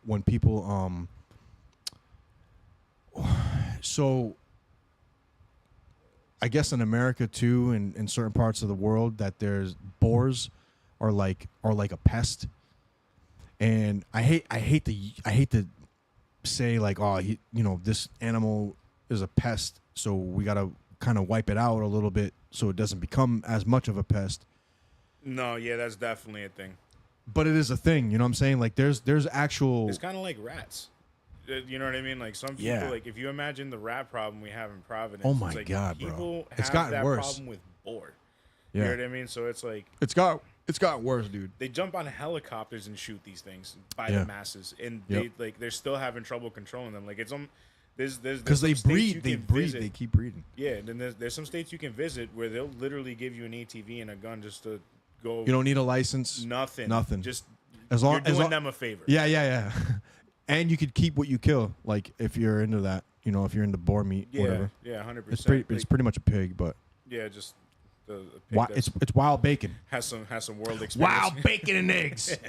I've had boar before. I'm not much of a pork eater. I'm not a fan of pork at all, and I just don't eat pork like that. But I like to try certain things, and I've had boar sausage, man. It's actually pretty damn good. Yeah. Yeah, it's pretty good. It's salty, but it's good. I was actually looking into it because this is a funny story, right? So you know how bad the rat problem is in Providence. Super right? bad. Like, dude, there's these rats, right? And I kind of started a war with the rats. Yeah. Yeah. So what happened is that I was trying to figure out, because like we have these rats that like that big that they're just running around the backyard all the time. So I'm like, what do I do about this? You know, because like obviously like we set out traps, we put poison out, like nothing's working. I'm like, I'm gonna shoot them. So I'm like, I'm thinking, do I get a CO2 BB gun? Like, how should I go about this? I think CO2 is a little powerful. I might break through the fence, or, you know, if I miss, it might ricochet, you know, break something. So I was at Walmart one day and I found this little BB gun. It's like one of those carbine things. You know what I mean? They use the lever things. Yeah. And I'm like, oh, this will do. Lever pump. Yeah. I'm like, oh, this will do. And then like, so I got that. I got a bunch of BBs, and then I was shooting at the rats for a couple days before I actually hit one. And then once I hit one, I caught him right in his fucking head. But no penetration. Yeah. No nothing. Just knocked it out or whatever. Not even. It scurried away. Oh, really? Yeah. It was. So it didn't do shit. I mean, I'm sure it hurt. Right. To say the least, because they didn't come around for like 2 days. But then, like, dude, when I ran out of BBs, Yeah. like they get ballsy, bro. Like now they'll like get closer to the porch. Like they'll even get on the porch if you're not there.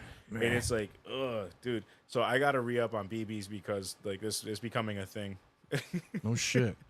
It's crazy. But I was reason I brought that up was Can you grab me a note? Thank you. I appreciate it. There's water in there too if you want.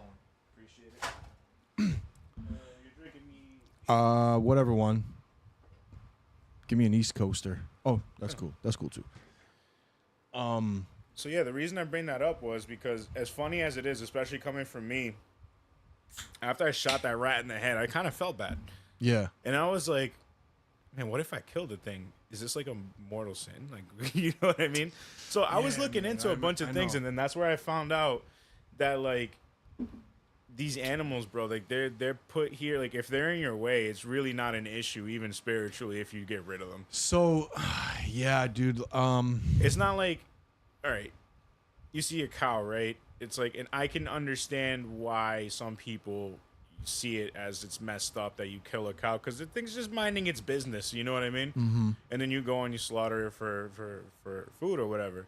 So like, not that I can get behind it, but I can understand it. You know that mentality. But when you're talking about pests, like insects, those rats, things carry boars, diseases and stuff, man. Like and rabies. They're responsible for carrying over the Black Plague during like the 1700s or somewhere around there. I might have my centuries off a little bit. But that's what started that over in Europe. You know what I'm saying? Killing massive amounts of people. Now, I think we have defenses against it now. We wouldn't suffer the cause on that. But who knows on whatever diseases that they could carry. They do carry disease. They're known for it. You know what I mean? Yeah. Not only that so though. It's like it's in your way. Just fucking shoot the thing. You know what I mean? Like, not only do they carry diseases though, like they could literally ruin your house. They could ruin your house. They could chew through anything. They could chew through steel pipe. They chew through anything. They chew through anything. And it's such a problem because like, you know, like it's not like if I'm not mistaken, I think it's New York that has like a roach problem. They have both roach and rat problem. You know, like their you don't rats even have are like small dogs. Yeah. Like small Chihuahua dogs. Yeah, it's ridiculous. But like in Providence, like you don't. It's not even a matter of upkeep. You know what I mean? Like you don't have to be like a nasty person to have issues with mice. They'll just come around. They'll just pull up in your house. Yeah, You know they'll what just I mean? come And around. they'll just show up.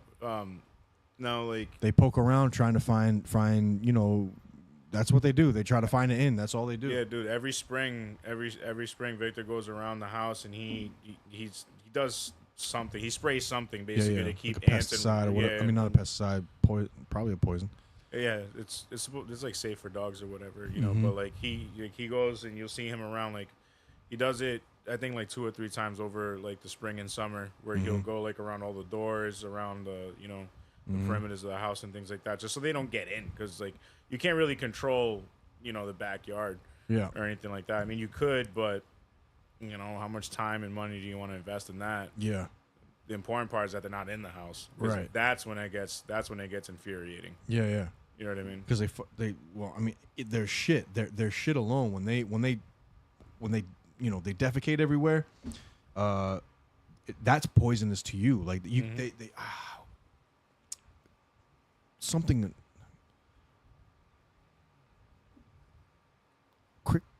Crixinosis or something like that. I can find it right now. That might be mice, actually. Mice are another problem too, but rats are worse because they're devastating to like. These things are disgusting. They're just gross. That's another thing I thought about when I shot the thing. I was like, maybe it's good that I didn't get another like a more powerful BB gun to actually shoot it, because if I would have blown the thing's brains out, I would have had to clean it up. So I was like, ugh.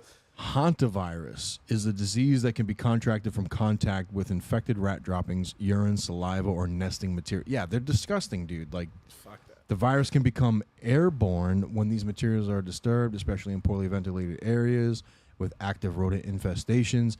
Dry droppings can also break apart and release particles that can be inhaled and caught. So, dude, I work in utility. I come across that shit all the time. Like. I don't even have to do whatever. I don't want to give too much details of what I do, but if I have to inspect something, I don't have to. If that's around, like if it's abundant, if it's it's just not.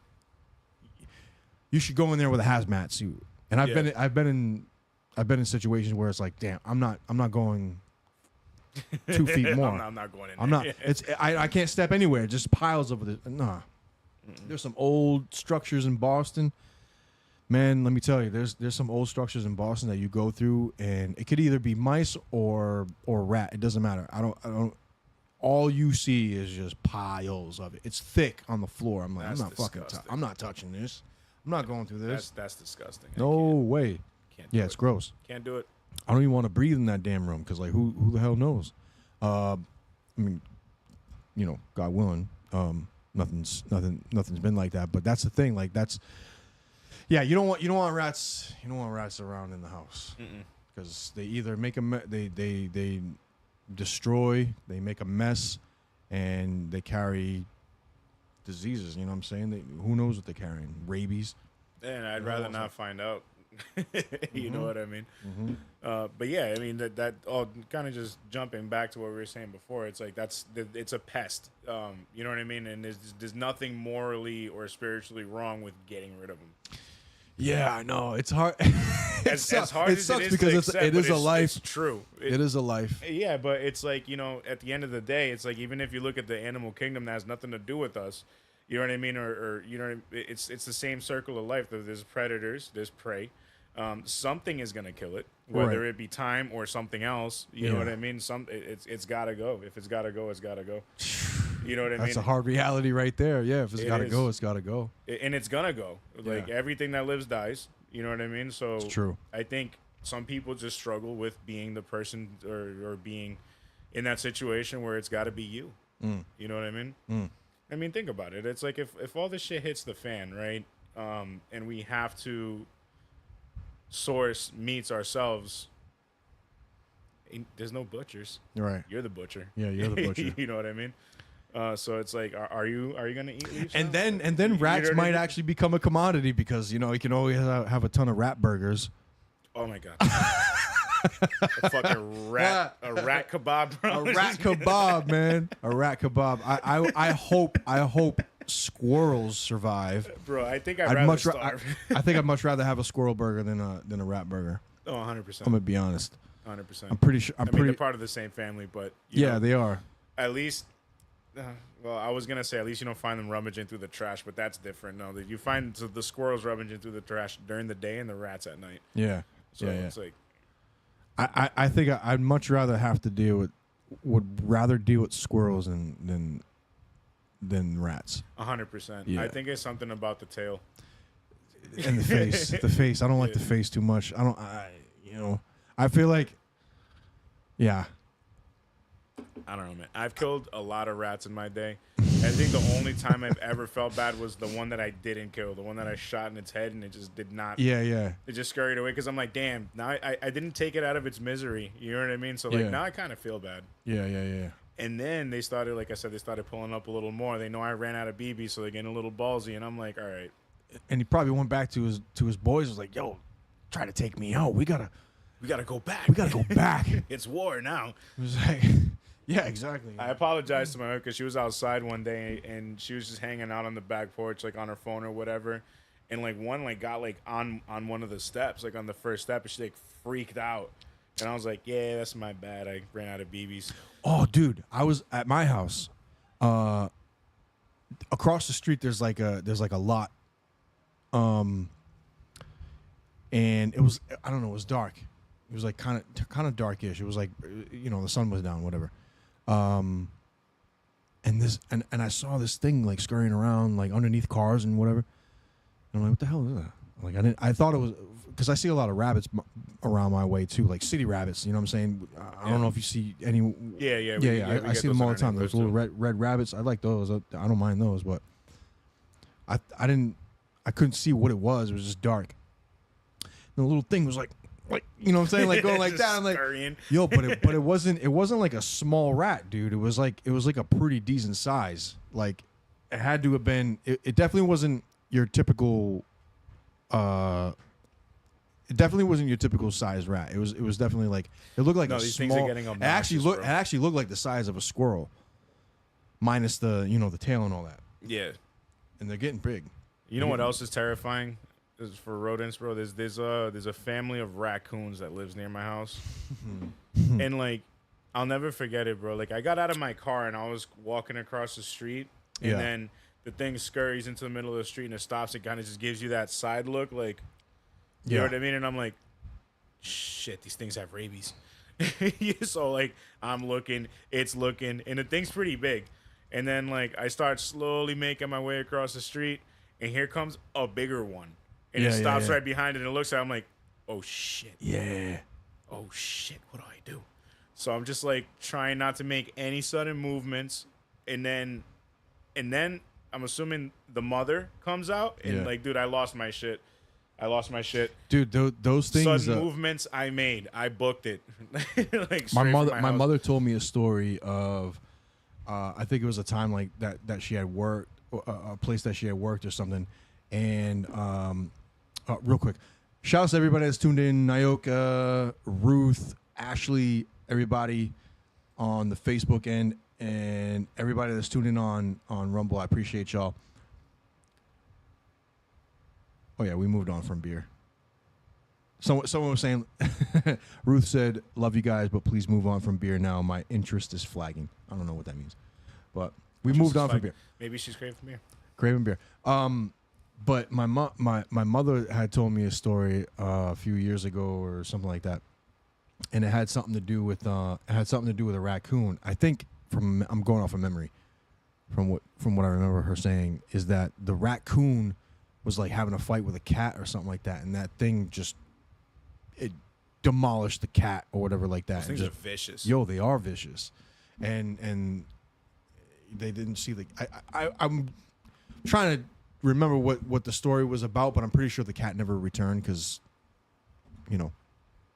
those things are heavyweights. They're like little people. They're from the badger family. Yeah, I think if But they're I'm like not mini mistaken, they're like they like- can they're like carry mini rabies and like Oh yeah, live they with it, too. they definitely can. Like I don't think rabies kills them, or not immediately. Like it would. Yeah, to, they us. live with it for a while, but they start acting strange too, like every other species does. Yeah. Like if you start seeing it during the day acting funny, like you probably shouldn't. I've seen videos of that stuff too. That's actually kind of freaky. Raccoons. Who called them trash Pandas. trash pandas? What is that? What movie was that? It was a Marvel movie. Star-Lord. Guardians of the Galaxy. Yeah, Guardians of the Galaxy. He called Rocket a trash panda. But they really are, because they rate trash too. Same lot, same building that's in the lot. On the rooftop, at least at the time, there was like this family of raccoons that were like going in and out of the roof. I'm like, how the fuck are these things getting in and out of the? Like, how are they getting up there? Yeah. Like, because it's not, it's a building. I think it's a garage or whatever. But I was always trying to find out like how the hell are they even getting in? Yeah. And dude, they find a way. Yeah, they find a way. They find a way. Like all of these damn critters find a way. Yeah, even regular. I mean, even regular animals like my dog, for example, Finds right? a Like, way. I will block him, right in the kitchen, and like I've tried like the baby gates. I've tried almost about anything, and like he just manages to find a way. I don't get it. You know what I mean? Because like I don't mind if my dog sleeps in the room for the most part, but then he starts farting and shit. And it's like, get the fuck out, you know? He's a pit bull, right? Yeah. Yeah. So it's like, you know, but he Dude, always manages to find a fucking way. But like I was fucking with him the other day because he wanted to come over to the living room. I still had the kitchen blocked off, and I'm like, come on. And he's just looking at me. I'm like, come on. And he's giving me that look like, come on, you know I can't get over there. I'm like, you're full of shit. You're staying there until you get over it. Like, I want to see it. Because I till this day can't figure out how he does it. Huh. Like, I've blocked it off to the point where, like, almost I can't get by. You know And he still gets over. He manages to find a way. He'll, like, move shit. He'll use his snout to, Or like, jump. push things over. Yeah. No, that dog can't jump. Can't jump. No, he's too heavy. From what I remember he is a pretty decent sized boy. He's got to be old. He's got to be old now. Oh, yeah. He's 10 years old now. Oh, yeah. Wow. Yeah, his whole face is, like, he has, like, the white hairs now. Got the It's grays like, going on. Yeah. A lot of grays. He's hilarious, though, because he still acts like a puppy. He swears he's so small, bro, but he's fucking 80 pounds, you know? 80 pounds, just plops himself on you. Right on top of you. If you're sitting on the couch, he'll jump on your lap. You know what I mean? Try to, get his paws on your shoulder, lick your face, the whole nine. Yeah, it's been a long time since I've had a dog. The last dog that I had was a Labrador pit bull mix. Oh, nice. My sister has one of those. Yeah. She was super smart. Her name was Missy. She was super smart. Kind of little. She was not little, but like she wasn't a huge dog, but she was. Before that, my most favorite dog that I ever had was this Rottweiler, Shane. He was like the size of a Saint Bernard, at least. He had to have been like he had to have been like 120. I love Rottweilers. 130 pounds. I might be exaggerating a little bit, but he was definitely a heavyweight. Yeah. He was like 120 something pounds for sure. Like he had a massive head on him. Anyway, he was a good boy. He was super like he was just like a. I don't know. He's like a teddy bear. Yeah, like, and it's funny because like, with a lot of the dogs, like the dogs that are like made out to be like evil dogs or whatever, it's like for the most part, it's really not the case. No, it's not. Like I can't believe that we were fed that the pit bulls locking jaw nonsense. Yeah. Like, and it's like, dude, come on, man. Like. I don't even think that's true, right? That's not even true, right? No, they just have a strong. remotely. They have a strong bite. No, they don't even have the strongest bite force. Right. I think they come in like 7th or something like that. And there's just so many dogs out there that are, like, when they bite you, that's it. You know what I mean? Mm-hmm. Because like even my dog, for example, we're decent people. We trained him as if just like a normal person. Mm-hmm. Like. That dog has the utmost patience for kids. Like one of my little nephews, like even till this day, and like I could even understand the dog because like my nephew comes over, he pulls his tail, jumps on him, yanks his ears. Yeah. Sometimes you'll try to grab his nuts. You know what I mean? And it's like I'd bite the kid too. Shit. Yeah. But he sits there instead of reacting to it, he just gets up and walks away. Yeah. You know what I mean? Yeah. But my dog, he's not. I've always been confused about this. I'm not too huge into like the specifics of different breeds of pit bull, but like I know like your standard pit bull is usually like taller and slimmer. Mm-hmm. Mine I think is a Staffordshire Terrier or something to that degree, or a Yeah, bully he's breed definitely or more something like stockier. that. Yeah. He's short and fat. Yeah. You know what I mean, with a big ass head. Yep. But those dogs, they just have so much tolerance for the people they love ultimately. If they don't know you or if they don't like you and you're entering their home, it's a different story. But that's kind of the point. You know what I mean? No, yeah. I just think because they get a bad rap because, like, there's so many stories about all types of dogs. Even Chihuahuas are vicious if they're not raised right. You know what I'm saying? I'm really not a fan of small dogs. Anyone that's fans of small dog, I'm really not. But I like. Me. They got little man syndrome. Yeah, that's the problem. Yeah, for me, like when I get a dog, I want a dog that has some type of intimidating value to it. You know what I'm saying? Like has some type of like a pit bull, for instance, or a Rottweiler, or a German Shepherd, or a Malamute, or something that can fend off a couple coyotes at least. You know what I mean? That or just some just someone that shouldn't be there, like in the vicinity of the home or whatever. You know what I'm saying? Like something like that. But yeah, definitely, coyotes ain't messing around with no pit bull. Like not even a pack, not even like really a pack of them would really try it. Nah, bro. They would nip. They would definitely try it. They'll nip, yeah, but they're not going to succeed. If that pit gets a hold of, they're it. done. They're done. It's almost a one shot. They're done. They're done. But yeah, like I don't know, and I feel like if it was a wolf, it might be a different story. I don't know because wolves are bigger. Wolves are they're bigger. They're and bigger, they're but a lot. They're very intelligent. They're very intelligent. Super they have intelligent. similar tactics though. You know what I mean? They run in groups. Yep. And you know what I mean? They'll create distractions to find an opening. Yep. And overwhelm. Yeah, and overwhelm. And honestly, it's fucking genius. You know what I mean? To think that animals can come up with that type of shit. You know. But, I was listening to. But what the hell is a Chihuahua gonna do for you if you're faced with it? They're a good alarm. You know what I'm saying? They might be a good alarm. Yeah, they might just give you a heads up, but that's about it. Like that thing can get swooped up by a hawk. You know what that's I mean? true too. But they got sharp teeth too, so it would hurt. But like you'd definitely take over just get out of here. Just You know? one good kick would put it down. But anyway, I was reading. Actually, it was a friend of mine years ago that visited like a wolf sanctuary. I think somewhere in Mass or Connecticut, somewhere locally in New England. And the wolves, they operate as like a unit all the time. So, and when they do this, is like they also have conflict with each other too, like within their unit.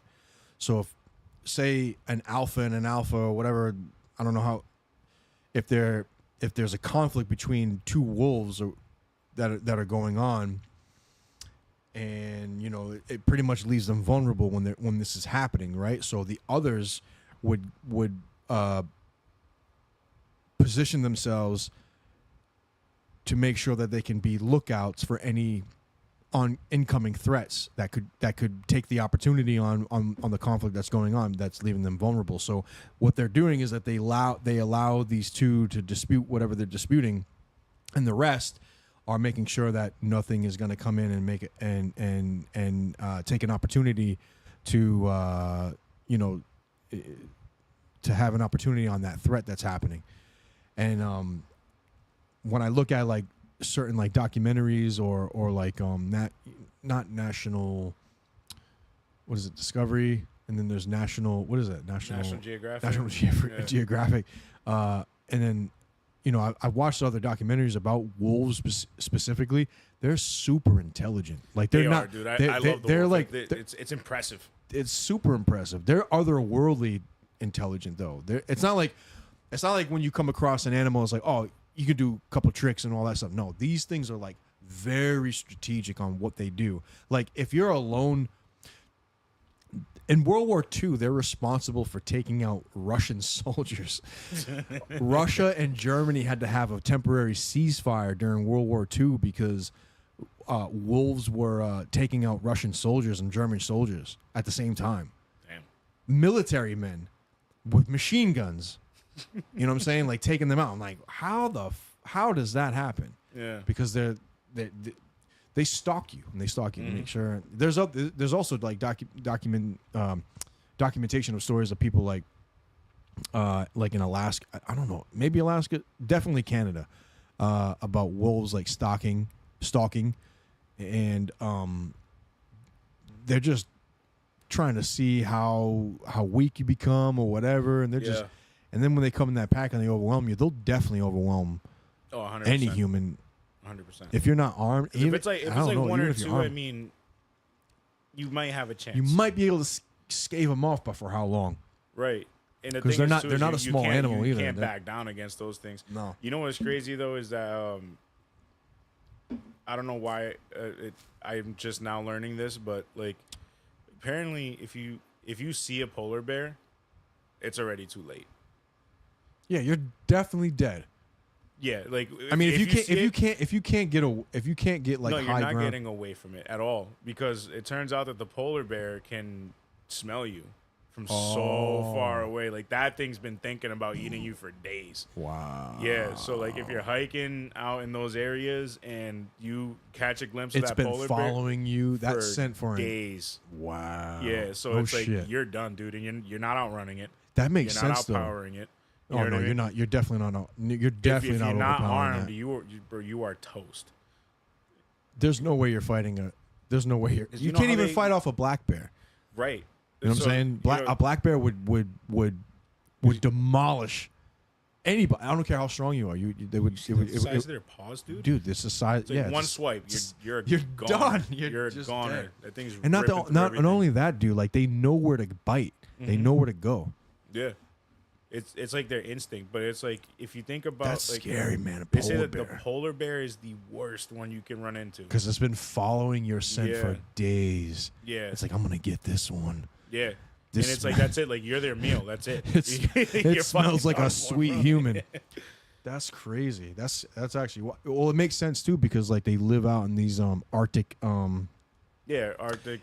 in these Arctic environments, so they have to like Yeah, and then with the whole global warming and shit, and the ice caps melting, you know what I mean? Like, there's just, it's getting bad. Yeah. It's getting real bad for them. You know So what I mean? I've also heard that there's hybrids. There's hybrid bears between grizzly bear, brown bear, grizzly brown. I think brown bear and grizzly bears are the same thing.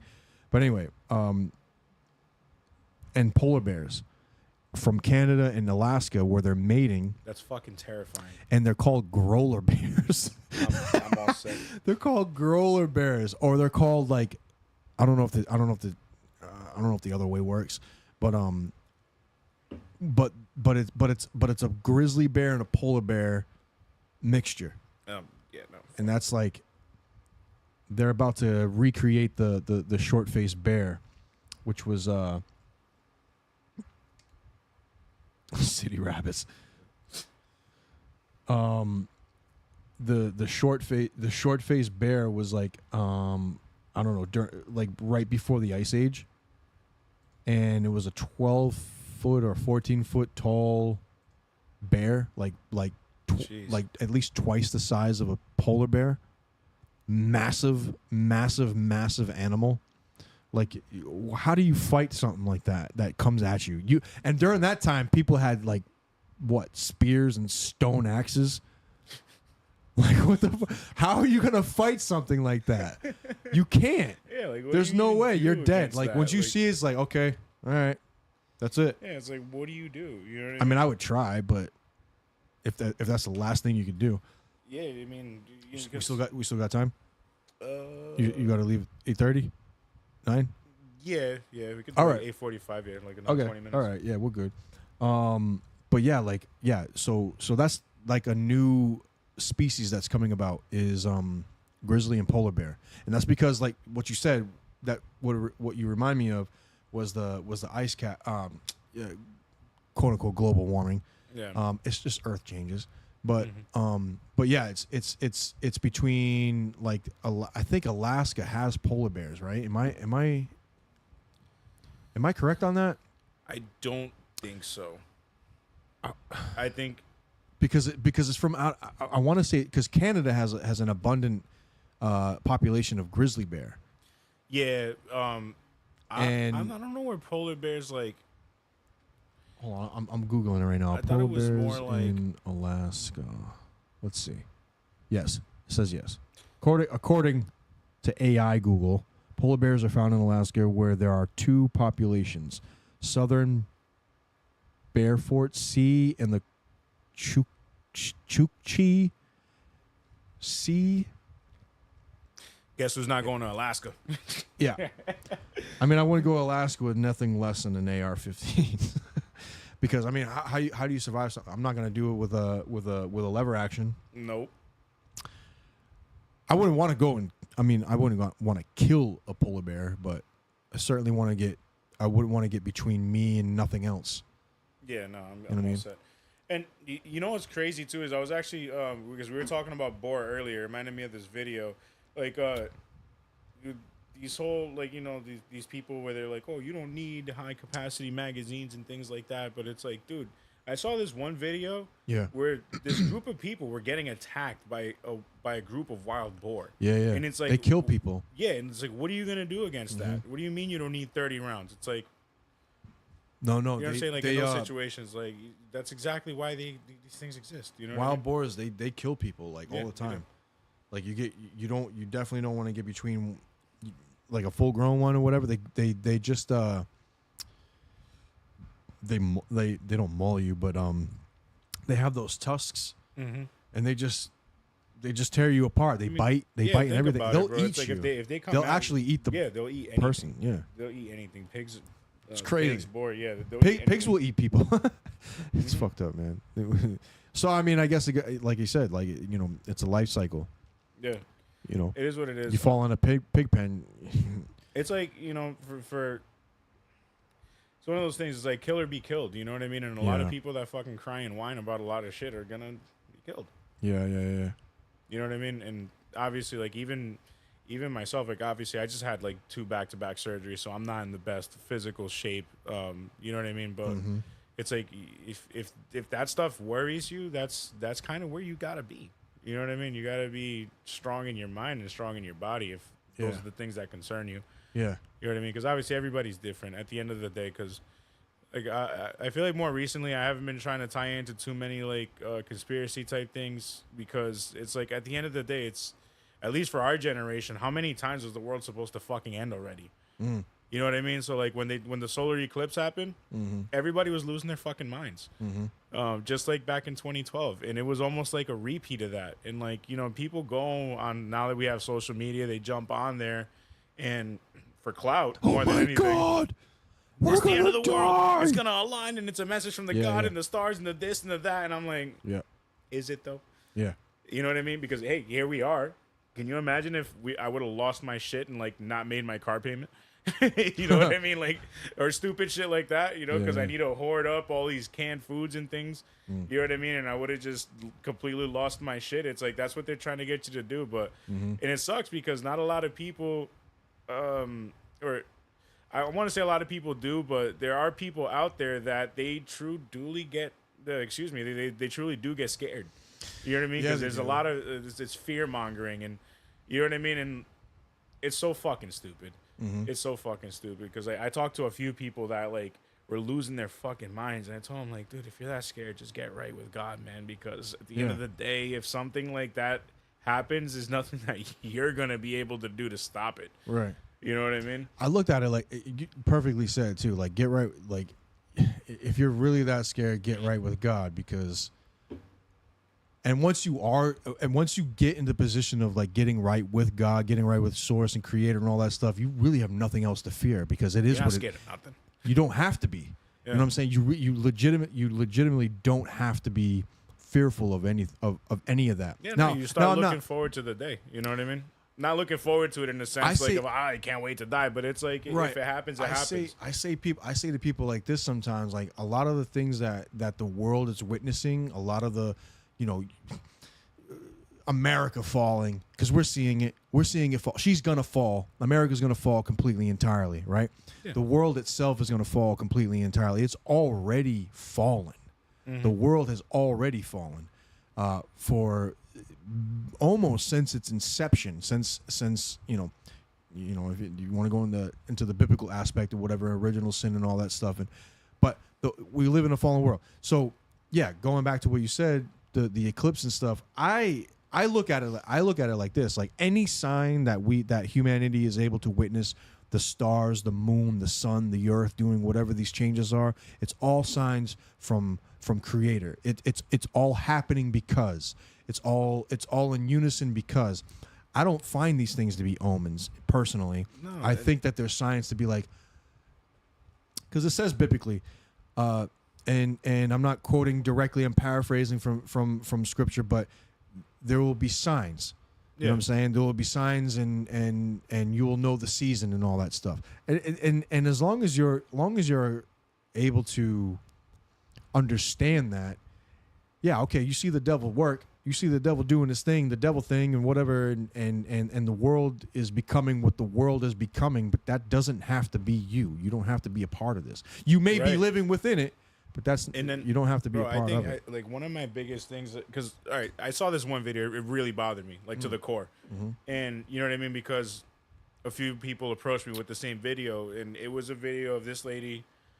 She was it was in Spanish, you know, but ultimately what she was saying was that God came and talked to her, and said that you need to go inside and you can't have your eclipse glasses and you can't watch this phenomenon because it is a mortal sin, and anybody who does that will be like reminiscent of that I can't remember the name off the top of my head, but that city that you know, Sodom and Gomorrah. Yeah, that they rain fire, and then you know, you turn around, the lady turned to stone. Yeah. So that whole thing, and she was like, oh well, God told me this. But here's the thing, is that I was able to figure out, because just, you know, like when you look at somebody, or you look at the way that they're talking or the way that they're acting, you can pick up on some things. You know what I mean? Some people can't do that. So in this example, whenever she said hallelujah, she said hallelujah. And she had like this face of disgust, and I was like, tell me more. You know what I mean? And I call bullshit. I'm like, you know, because like not only are we all still here, right? So obviously that was nonsense, right? But also in a spiritual sense, right? God is making this phenomenon happen, right? When Jesus comes for his people, those who are not in line, they're going to go and hide, right? So what you're trying to tell me is I can't watch God's work and I should go inside and hide like a fucking rat. Oof. I don't think so, bro.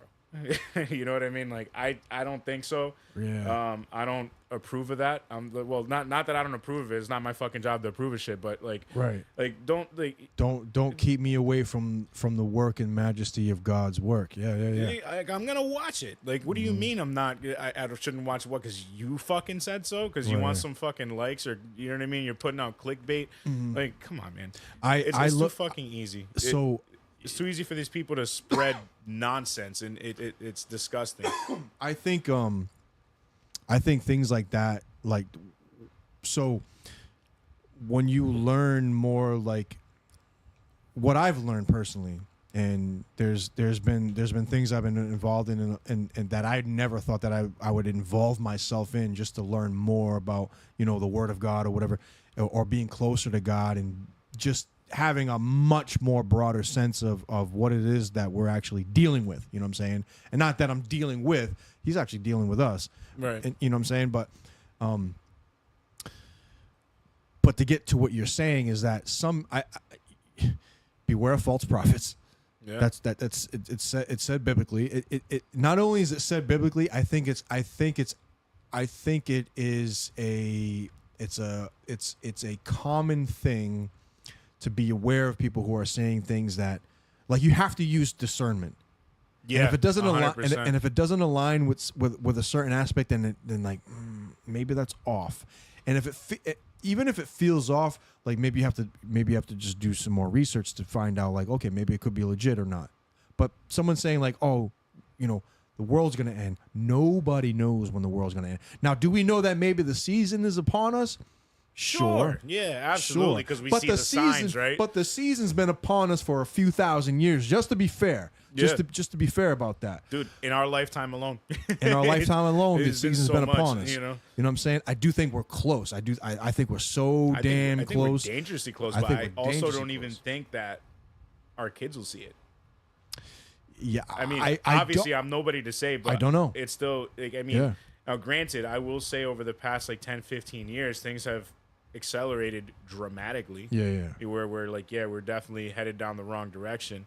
But for you to tell me that, you know what I mean, like, you shouldn't look at what's happening in this in the sky, I feel like to us, I feel like personally, like any signs that because we don't have control over what happens out there. Yeah. Like legitimately, we do not have any control. Bro, if a meteor hits us, bro, there's nothing that we can do about it. Right. That's it. And you know what I mean? and I have. I mean, this might be a long this part might be a theoretical long conversation to go in about what a meteor is and all that stuff, because it kind of ties into flat Earth. But I'm not talking about flat Earth. But there's aspects of that theory that are compelling to me that I can't explain away. But there's also things about global Earth that I also can't explain away either, like the legitimacy of it and whatever. But I just don't know the speeds of the Earth forming around the sun and all that stuff. A lot of the mathematics behind that don't really make sense to me. But I'm not a physicist. I'm not an astrophysicist. I'm not a scientist. I'm just a guy that I just look at things and, like, if it makes sense and the dots connect, then it must be legit. But if it doesn't connect and the dots don't connect, then I have to question it. You know what I mean? I feel like I feel like a lot of the times too, like, with there's just certain things, bro, that like just don't add up. You know what I mean? Yeah, and like there's things like that are widely popular. Like, for example, I cannot be sold on the theory of evolution. You cannot sell me on that, because there's just one simple factor that just still doesn't make sense to me. And it doesn't matter how many facts you put out there, but it's like, if we truly evolved from monkeys, right? Wouldn't there not be any monkeys left? Right. Right? Yeah. You know what I mean? Or what happened that there's... what happened to the other species of so-called hominid? The Neanderthals, the Denisovans. What happened to them? And like I get And why do evolution to why a do degree. chimpanzees exist? Why do gorillas exist? Why do orangutans exist? Those are the three primary primates right there, and the bonobos also, and then us. And we are now. They may have the only thing that's very intriguing is that they have more chromosomes than we do. Yeah, and then there's also like I'm not taking away from evolution as far as like adaptation, because if you put like a Adaptation though may not mean evolution.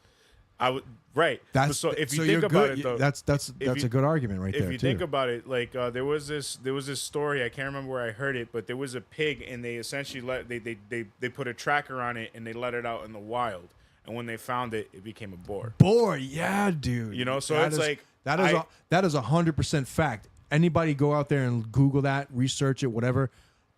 Farm pigs become boars after like I think 16 weeks or something like that. Yeah, like a couple months. It's crazy, but that's adaptation. You know what I mean? That's not, or it's not really evolution. But Like when you say that one thing became what, like it started as this and it's now this. Yeah. And if that is the evolution, then why aren't we born monkeys? True. We You know what I mean? We have.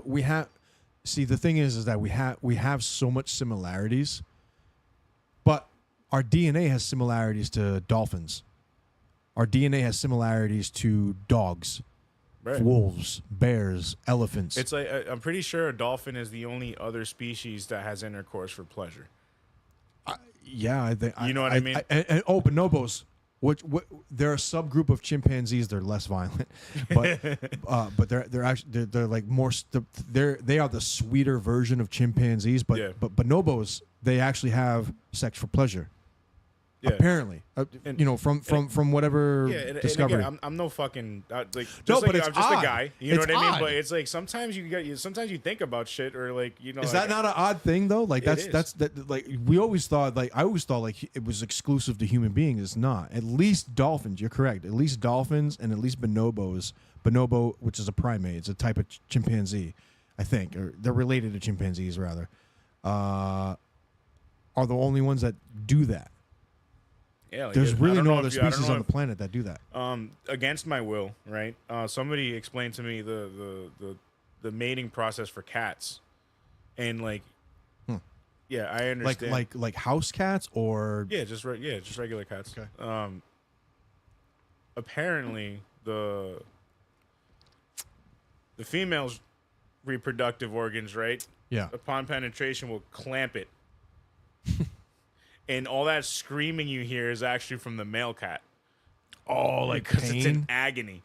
So it's like, if That's that was funny. the case, dude, I'd understand why no other species does it for pleasure. But it's like, even if you see dogs, like especially dogs that like to hump anything, you know what I mean? That happens with other type of canine, like foxes and coyotes. Mm-hmm.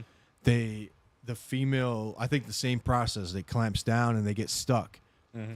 There's video of stuff like that where where two foxes are like actually stuck, and I guess it's a normal process, like whatever the swelling or whatever between the female and whatever, and eventually they'll become undone. But it's a strange process. Yeah, for sure. Can you imagine if human being? Oh no, I'm good. If that happened to human being, I'm like, I'm done. Dude, Are you done? I'm done. I wouldn't start. Fuck that. Dude, I'm all set. My goodness, man. But yeah, no, like I said, theory of evolution, and I could just be an arrogant prick, and I'm willing to accept that. But there's just certain flaws in that ideology that I just can't get behind. You know what I mean? I don't think that we came. I personally do not think we came from monkeys. There's just Apes. no way. I do believe that we have similarities, but I think that's just part of the, because we live in a creation, right? Mm-hmm. If we think about it, we live inside of a creation, so of course we're gonna have similarities, either biologically, DNA, or whatever. Right, just like a wolf and a coyote and Yeah. a regular dog. Yeah, Or exactly. like lions and panthers and fucking, like all these other animals. Like there's gonna be fucking similarities. There's gonna be similarities, yeah. Tons of different. There's going to be similarities in snakes and shit. intelligence. Yeah. Octopus are highly intelligent. They're super intelligent. wolves. I think I read each one of the tentacles has its own like individual brain or something crazy like that. ass shit like that. They can sense like anything, and they morph into things. Like it's crazy they what they colors do. And shit. And it's crazy what they do. It's fascinating what they do. It's actually like how is that even possible? How is it They actually the way that they morph into things is like it defies physics. Science can't understand it. Yeah, it's the strangest thing ever. Again, I'm no scientist, but I think it has a lot to do with water. Yeah, I mean they definitely live in a type of environment that we're not. Dude. I mean, like like you get underwater. Like let's say you can't lift 150 pounds, but you get somebody underwater or something. You can lift underwater, 150 pounds. Oh yeah, easy, one finger. 150 pounds becomes like 80 pounds. Not even less than that. Yeah, like 10 which is very strange too. You know what I mean? So like I do believe that water itself has a lot to do with it, but I mean the fact that it even happens is fucking insane. Mm-hmm. You know what I mean? And I know there's people that are dedicated to like studying this type of shit, but like again, I'm more of a believer in like I said, the adaptation evolution. The idea of Darwin's evolution was his way to explain away God. Yeah. Creation. Mm-hmm. Because Darwin had an atheistic perspective of how life became. And now I don't think he explained of how like life became, but he was trying to explain of how certain species became the way that they are, and then eventually explaining how human beings became, that we evolved from this ape-like species to Neanderthal. What was before? Somewhere in between Neanderthal and then, before Neanderthal, and then Neanderthal, and then human, Homo sapien. And then Neanderthal and Homo sapien supposedly lived side by side together, which also doesn't make sense, because if that happened, why were they still in existence? You know what I'm saying?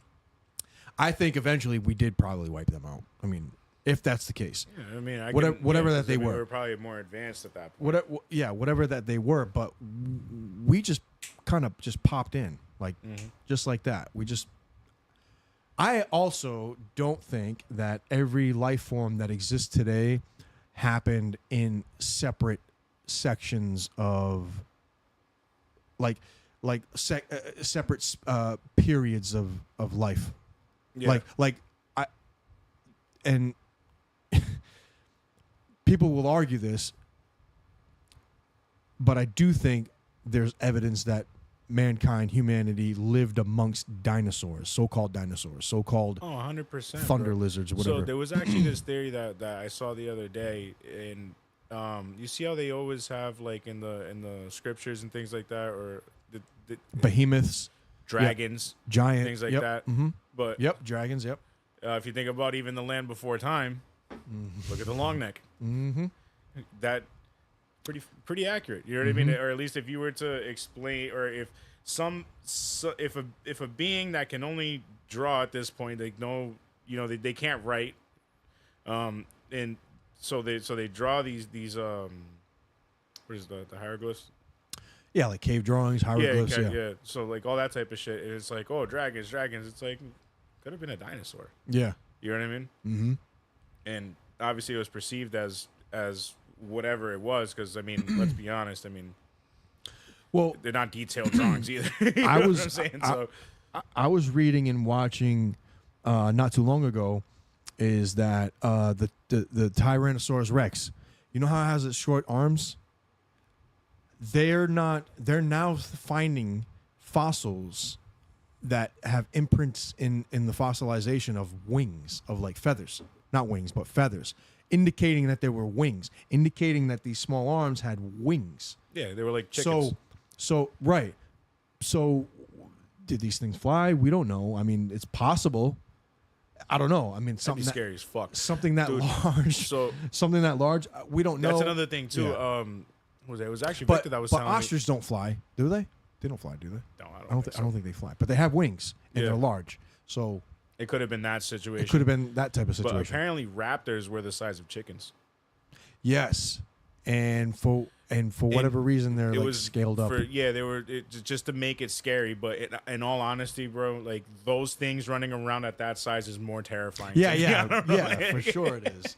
Can you imagine? Can you imagine being swarmed by No. something like that? Nope. Oh my goodness, man. Nope.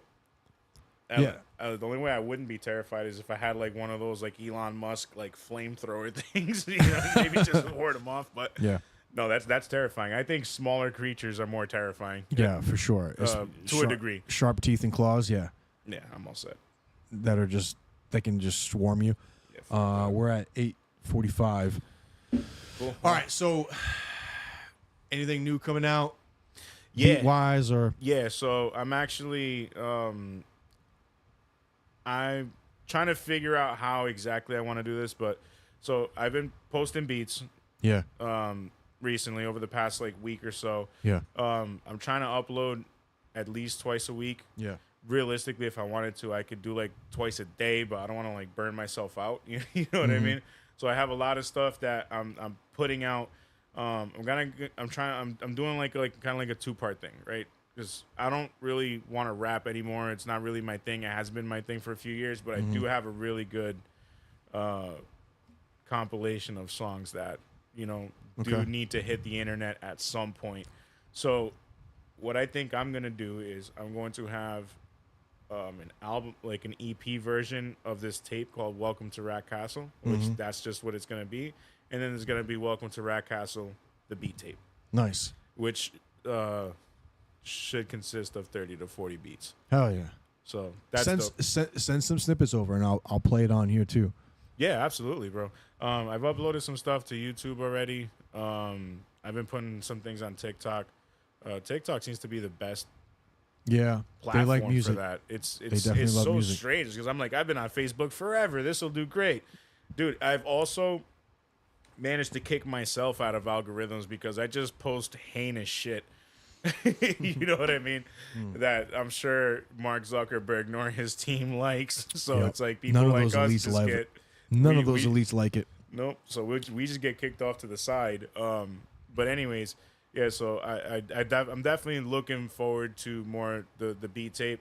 The songs, they've been mixed and mastered and copyrighted for a long time already. So like I can let those fly whenever, ultimately. Nice. But I'm more focused on the beats because production has really been my main thing for a couple of years now. So that's where I'm at. But both of those things, I'm hoping the songs, I do want to drop them more as singles because some of them fit better in the fall time. Others fit better in the summer. So like this summer, I'm probably going to release a couple. Towards the fall, I'll release a couple more. And then in the winter, I'll just release the rest of them. Nice. I do really just want to be, I just want to get that out there and just not have that hanging over my head anymore. But as far as the beats go, I will say I have over 150 projects, and of which at least 80 of them are just ready to fly. So yeah, good stuff. Hell yeah. Good stuff coming up. So shout us the links of where people can listen and follow you. So on TikTok, you can go rack_castle is the username. YouTube.com/ YouTube does this weird thing. It's youtube.com/@rackcastleproductions.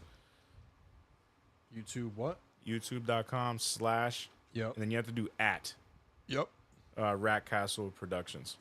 Rack Castle Productions. And I keep it simple. I'm the same on every social media platform. You can just find me at Rack Castle. Rack Castle everything. Rack Castle everything. Shout outs to everybody that is tuned in on the Tru Perspective on Spotify, Apple, iHeartRadio, YouTube, and Rumble. Make sure you go and follow Rat Castle Everything, youtube.com/ @RatCastle and Rat Castle Everything, Instagram, TikTok, Facebook, everything. He's on everything.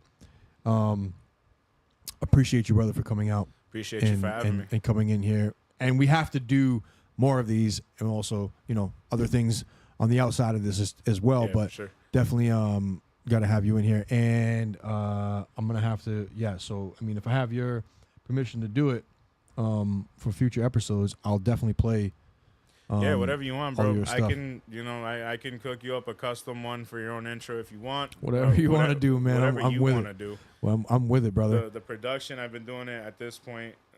It just comes second nature. If you want, just pull up one day. We'll have a couple beers and we'll make something. Hell yeah. There's actually I don't want to say it on there. I'll tell you after on off air. There's a sample that I've been like super intrigued by, that I know it can be killed just if it's done the right way. Yeah. But anyway, We can make it happen. yeah, hell yeah, brother. So I appreciate you, man, for coming through, and Likewise. cheers, brother. Cheers. Love you, man. Love you as well. All right, everybody, thank you for tuning in. Make sure you go to Spotify, Apple, iHeartRadio, YouTube, and Rumble.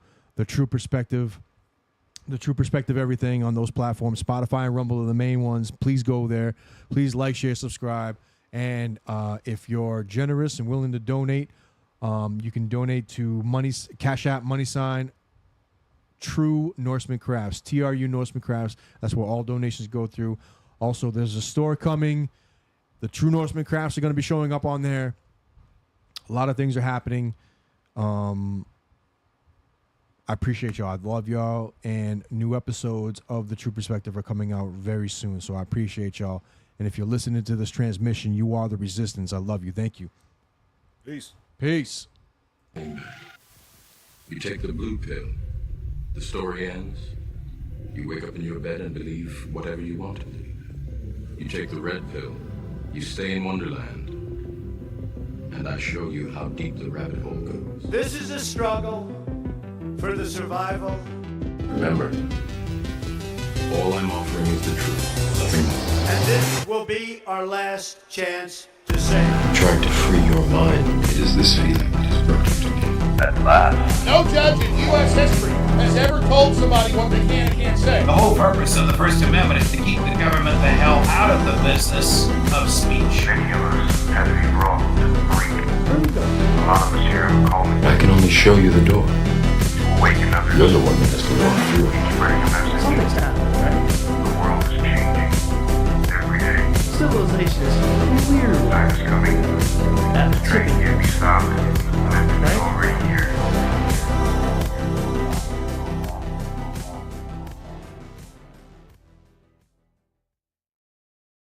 This is your last chance. After this, there is no turning back. You take the blue pill. The story ends. You wake up in your bed and believe whatever you want to believe. You take the red pill. You stay in Wonderland. And I show you how deep the rabbit hole goes. This is a struggle for the survival. Remember, all I'm offering is the truth, nothing more. And this will be our last chance to say. Trying to free your mind. It is this feeling that has brought you to me. At last. No judge in U.S. history has ever told somebody what they can and can't say. The whole purpose of the First Amendment is to keep the government the hell out of the business of speech. Many of us had to be brought to the brink. A lot of us here have called me I can only show you the door. to awaken others. You're the one that has to walk through it. Spreading a message. Something's happening, right? The world is changing every day. Civilization is weird. Time is coming. At the Train tipping. can't be stopped. And it's already here.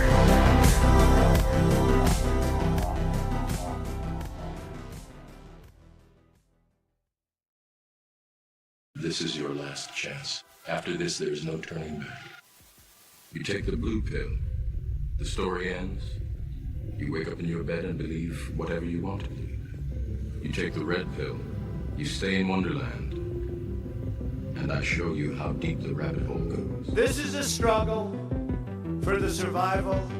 Remember, all I'm offering is the truth, nothing more. And this will be our last chance to say. Trying to free your mind. It is this feeling that has brought you to me.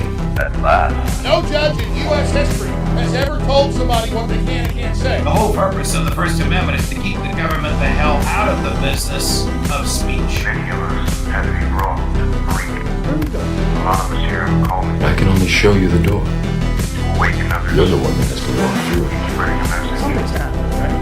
The world is changing every day. Civilization is weird. Time is coming. At the Train tipping. can't be stopped. And it's already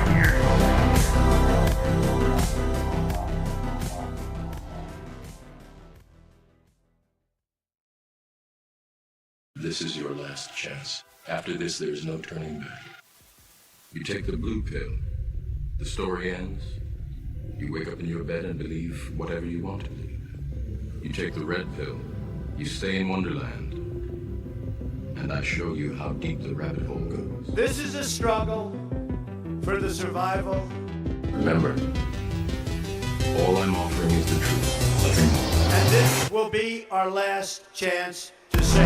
Trying to free your mind. It is this feeling that has brought you to me. At last. No judge in U.S. history has ever told somebody what they can and can't say. The whole purpose of the First Amendment is to keep the government the hell out of the business of speech. Many of us had to be brought to the brink. A lot of us here are calling I can only show you the door. to awaken others. You're the one that has to walk through it. Spreading a message. Something's happening, right? The world is changing every day. Civilization is weird. Time is coming. At the Train tree. can't be stopped. It's already here.